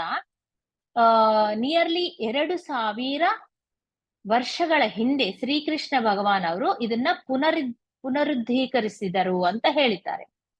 ಈ ಮತಕ್ಕೆ ಕೀಲಕವಾದ ಸೂತ್ರಗಳೇನು ಅಂತಂದ್ರೆ ಶುಭ್ರತೆ ಮತ್ತು ನಿಯಮ ನಿಷ್ಠಗಳು ಅಂತ ಹೇಳ್ತಾರೆ. ಅದಕ್ಕಾಗಿ ಈ ಮತವನ್ನು ಯಾರು ಈ ಮತದಲ್ಲಿದ್ದಾರೋ, ಆಚರಿಸ್ತಾ ಇದ್ದಾರೋ ಈ ಮತವನ್ನು, ಆ ಮತಶಾಸ್ತ್ರಾನುಸಾರ ಈ ಜೀವನ ಮಾಡೋರೆಲ್ಲ ಏನ್ ಮಾಡ್ತಾರೆ, ನಿರ್ದಿಷ್ಟ ಸಮಯಗಳ ನಂತರ ಇವರು ಪ್ರತ್ಯೇಕವಾಗಿ ಶುದ್ಧಿ ಕಾರ್ಯಕ್ರಮಗಳು ನಡೆಸ್ತಾ ಇರ್ತಾರೆ ಅಂತ ಹೇಳ್ತಾರೆ. ಇವಾಗ ಅಂಟು, ಮುಟ್ಟು, ಮೈಲಿಗೆ ಇವೆಲ್ಲ ಏನ್ ಹಿಂದೂ ಧರ್ಮದಲ್ಲೇ ಇದೆ ನೋಡಿ ಜಾಸ್ತಿ. ಅಂದ್ರೆ ಇವರು ಶುದ್ಧಿ ಕೆಲವು ನಿರ್ದಿಷ್ಟವಾದ ಸಮಯದ ನಂತರ, ಅಂದ್ರೆ ನಿರ್ದಿಷ್ಟವಾಗಿ ಸ್ವಲ್ಪಗಳು ನಡೆದಿದ್ಮೇಲೆ ಇವರು ಶುದ್ಧಿ ಕಾರ್ಯಕ್ರಮವನ್ನು ನಡೆಸ್ತಾರೆ. ಇದು ಹಿಂದೂ ಧರ್ಮದ ಒಂದು ಸೂತ್ರ. ಶುಭ್ರತೆ, ನಿಯಮ ನಿಷ್ಠಗಳು ಅನ್ನೋದು ಹಿಂದೂ ಧರ್ಮದಲ್ಲಿ ಇವರು ಮಾಡ್ತಾ ಇರ್ತಾರೆ. ನೆಕ್ಸ್ಟ್ ಮಹಮ್ಮದ್ ಸ್ಥಾಪಿಸಿದ ಇಸ್ಲಾಂ ಮತ ಏನಿದೆ ಅಲ್ಲ, ಅದರ ಒಂದು ಕೀಲಕವಾದ ಸೂತ್ರ ಏನು ಅಂದ್ರೆ ಧೈರ್ಯ. ನೆಕ್ಸ್ಟ್ ಜೊರಾಸ್ಟರ್ ಅವ್ರು ಏನ್ ಮಾಡಿದ್ದಾರೆ, ಜೊರಾಸ್ಟ್ರಿಯನ್ ಮತವನ್ನು ಸ್ಥಾಪಿಸಿದ್ದಾರೆ. ಈ ಜೊರಾಸ್ಟರ್ ಅವರು ಎಷ್ಟೋ ಜನ್ಮಗಳ ಪರಿಣಾಮದ ನಂತರ ಈ ಪಾರ್ಸಿಕರು ಇರ್ತಾರೆ. ಜೊರಾಸ್ಟ್ರಿಯನ್ ಮತದಲ್ಲಿ ಯಾರಿರ್ತಾರೆ? ಪಾರ್ಸಿಕರು. ಈ ಪಾರ್ಸಿಕರ ಸಲುವಾಗಿ ಜೊರಾಸ್ಟ್ರಿಯನ್ ಮತವನ್ನು ಸ್ಥಾಪಿಸಿದಾರಂತೆ. ಅವರ ಒಂದು ಗುರುತು ಏನು ಅಂದ್ರೆ ಅಗ್ನಿ ಅನ್ನೋದು ಅವರ ಒಂದು ಮೂಲ ಗುರುತಂತೆ. ಈ ಅಗ್ನಿ ಅನ್ನೋದು ಏನ್ ಮಾಡುತ್ತೆ ಅಂದ್ರೆ ಶುದ್ಧಿ ಮಾಡುತ್ತೆ ಅಲ್ಲ. ಅಗ್ನಿ ಅಂತೂ ಶುದ್ಧಿ ಮಾಡುತ್ತೆ ಅಂತ ನಮಗೂ ಗೊತ್ತು. ಅದಕ್ಕಾಗಿ ಈ ಒಂದು ಅಗ್ನಿಲಿಂದ ಕೂಡ ದಿಷ್ಟಿಯನ್ನು ತೆಕ್ಕೊಂತಾರೆ ನೋಡಿ ಬಹಳ ಮಂದಿ. ಅಗ್ನಿಯಿಂದ ಕೂಡ ಶುದ್ಧಿ ಮಾಡ್ತಾರೆ. ಈ ಅಗ್ನಿ ಶುದ್ಧಿ ಮಾಡುತ್ತೆ. ಅದಕ್ಕಾಗಿ ಅವ್ರ ಮತದ ಒಂದು ಸೂತ್ರ ಏನಿದೆ ಅಂದ್ರೆ ಸ್ವಚ್ಛತೆ. ಈಗ ಅಗ್ನಿ ಶುದ್ಧಿ ಮಾಡುತ್ತೆ, ಸ್ವಚ್ಛಗೊಳಿಸುತ್ತೆ. ಯಾವುದೇ ಆದ್ರೆ ಅಗ್ನಿದಲ್ಲಿ ಹಾಕಿದ್ರೆ ಅದು ಪ್ಯೂರ್ ಆಗ್ಬಿಡುತ್ತೆ ಅಂತ ಹೇಳ್ತಾರೆ. ಅದಕ್ಕೆ ಎಲ್ಲಾನು ಅಗ್ನಿಗೆ ನಾವು ಆ ಇದು ಕೊಡ್ತೀವಿ. ಅದಕ್ಕೆ ನಾವು ಅಗ್ನಿನಲ್ಲಿ ಇವಾಗ ಸೀತಾದೇವಿನ ಕೂಡ ನೀವು ಪರೀಕ್ಷೆ ಮಾಡ್ಬೇಕು ಅಂದ್ರೆ ಅಗ್ನಿನಲ್ಲಿ ಶುದ್ಧಿ ಆದ್ರೆ ಅವರು ಶುದ್ಧಿ ಆಗಿದಂಗೆ ಅಂತ ಅಗ್ನಿ ಪ್ರವೇಶ ಮಾಡಕ್ ಇದು ಮಾಡ್ತಾರೆ. ಆ ತರ ಅಗ್ನಿ ಅನ್ನೋದು ಶುದ್ಧಿ ಮಾಡುತ್ತೆ, ಸ್ವಚ್ಛತೆ ಅನ್ನೋದು ಇವರ ಕೀಲಕ ಸೂತ್ರ. ಅದಕ್ಕೆ ಅವ್ರು ಏನ್ ಹೇಳ್ತಾರಂತೆ, ಆ ಮತದಲ್ಲಿದ್ದವರು ಈ ಒಂದು ನಿಪ್ಪು ಅಗ್ಗಿಯನ್ನು ಸಿಗರೆಟ್ ಲ್ಯಾಂಪ್ ಲೈಟ್ನಿಂಗ್ ಮಾಡ್ಬೇಕು ಅಂತಂದ್ರೆ, ಸಿಗರೆಟ್ ಅಂಟಿಸ್ಬೇಕು ಅಂತಂದ್ರೆ ಅದನ್ನ ಯೂಸ್ ಮಾಡಬಾರ್ದು ಅಂತ ಹೇಳ್ತಾರೆ. ಸಿಗರೆಟ್ ಅಂತ ಒಂದು ವಸ್ತುಗಳನ್ನ ಬೆಳಗಿಸಾಕ ಅವ್ರ ಅಂಟಿಸಕ ಅವರು ಅಗ್ನಿಯನ್ನು ಅಪವಿತ್ರ ಮಾಡ್ಬಾರ್ದ್ರಿ, ಅದನ್ನ ಯೂಸ್ ಮಾಡ್ಬಾರ್ದು, ಅಪವಿತ್ರ ಮಾಡ್ಬಾರ್ದು ಅದನ್ನ ಅಂತ ಹೇಳ್ತಾರಂತ ಅವ್ರು. ಅಂದ್ರೆ ಅಗ್ನಿ ಅಷ್ಟು ಸ್ವಚ್ಛವಾಗಿದೆ, ಅಷ್ಟು ಉತ್ತಮವಾದದ್ದು, ಅದನ್ನ ಒಳ್ಳೆ ಕೆಲ್ಸಕ್ಕೆ ಹೋಮಕ್ಕೆ ಯೂಸ್ ಮಾಡ್ತೀರಾ ಮಾಡ್ರಿ, ಬಟ್ ಸಿಗರೆಟ್ ಅನ್ಸಕ್ಕ ಒಂದು ಇನ್ನೊಂದು ಹುಕ್ಕ ಸೇರ್ತಾರಲ್ಲ, ಹುಕ್ಕ ಇಂಥವೆಲ್ಲ ಅನ್ಸಕ್ಕ ಯೂಸ್ ಮಾಡ್ಬಾರ್ದು ಅಂತ ಅವ್ರ ಮತ ಸಿದ್ಧಾಂತ ಅಂತೆ. ಆಮೇಲೆ ಇನ್ನೊಂದು ವಿಷಯ ಹೇಳ್ತಾರ ಅವ್ರು, ಮತ ಮಾರ್ಪಿಡಿ ಅನ್ನೋದು ಅದನ್ ಬಹಳ ವ್ಯತಿರೇಕಿಸ್ತಾನಂತೆ. ಅಲ್ಲಿ ಮನೋಮಯ ಅಂತ ಅಲ್ಲದೆ ಅಲ್ಲಿ ಇದ್ದ ಒಂದು ಮೇಧಾವಿ ಹೇಳ್ತಾ ಇದ್ದಾರೆ ಇದೆಲ್ಲ. ಅವರು ಮತ ಮಾರ್ಪಿಡಿದ ಬಗ್ಗೆ ವ್ಯತಿರೇಕಿಸ್ತಾ ಇದ್ದಾರೆ. ಏನ್ ಹೇಳ್ತಾರೆ ಅಂದ್ರೆ, ಒಬ್ಬ ಒಂದು ಮನುಷ್ಯ ಅಥವಾ ಆ ಒಂದು ವ್ಯಕ್ತಿಗೆ ಈ ಒಂದು ಮತ ಬೇಡ, ನಾನಿದ್ದಿದ್ ಮತ ಬೇಡ, ಇದರಲ್ಲಿ ನಂಗೆ ಏನ್ ಸಿಗ್ತಾ ಇಲ್ಲ, ನಾನ್ ಬೇರೆ ಮತಕ್ಕ ನಾನೇ ಹೋಗ್ಬೇಕು ಅಂತ ಸ್ವಯಂ ಅವ್ರು ನಿರ್ಣಯಿಸಿದಾಗ ಮಾತ್ರ ಅವನಿಗೆ ಹೆಲ್ಪ್ ಮಾಡ್ಬೇಕು. ಅಷ್ಟೇ ಆಗ್ಲಿ ಬಲವಂತವಾಗಿ ಮತ ಮಾರ್ಪಿಡಿ ಅನ್ನೋದು ಮಾರ್ಬಾರ್ದು ಅಂತ ಹೇಳಕತ್ತಾರೆ ಇಲ್ಲಿ. ತಮ್ಮ ಮತದಲ್ಲಿ ಆಸಕ್ತಿ ತಾನೇ ಹೋಗ್ಬಿಟ್ಟು ನನ್ಗೆ ಬೇರೆ ಮತ ಬೇಕು ಅಂತ ಅದ್ರ ಸಲುವಾಗಿ ಹುಡುಕೊಂಡಿದ್ದವ್ರಿಗೆ ಮಾತ್ರ ಓಕೆ, ಬಟ್ ಬೇರೆಯವ್ರಿಗೆ ಅಲ್ಲ ಅಂತ ಹೇಳ್ತಾರೆ. ನಾಸ್ತಿಕರ ಬಗ್ಗೆ ಕೂಡ ಅಷ್ಟು ಕ್ಲಾರಿಟಿ ಇಲ್ಲ ಅಂತ ಹೇಳ್ತಾರೆ. ನಾಸ್ತಿಕರ ಅರ್ಥ ಮಾಡ್ಕೊಳ್ಳೋದು ಕಷ್ಟ. ಅವ್ರು ಯಾಕಂದ್ರೆ ಆಕ್ಚುಲಿ ಅವರು ದೇವರ ಅಸ್ತಿತ್ವವನ್ನು ಅವರು ತಿಳ್ಕೊಂಡಿರಂಗಿಲ್ಲ.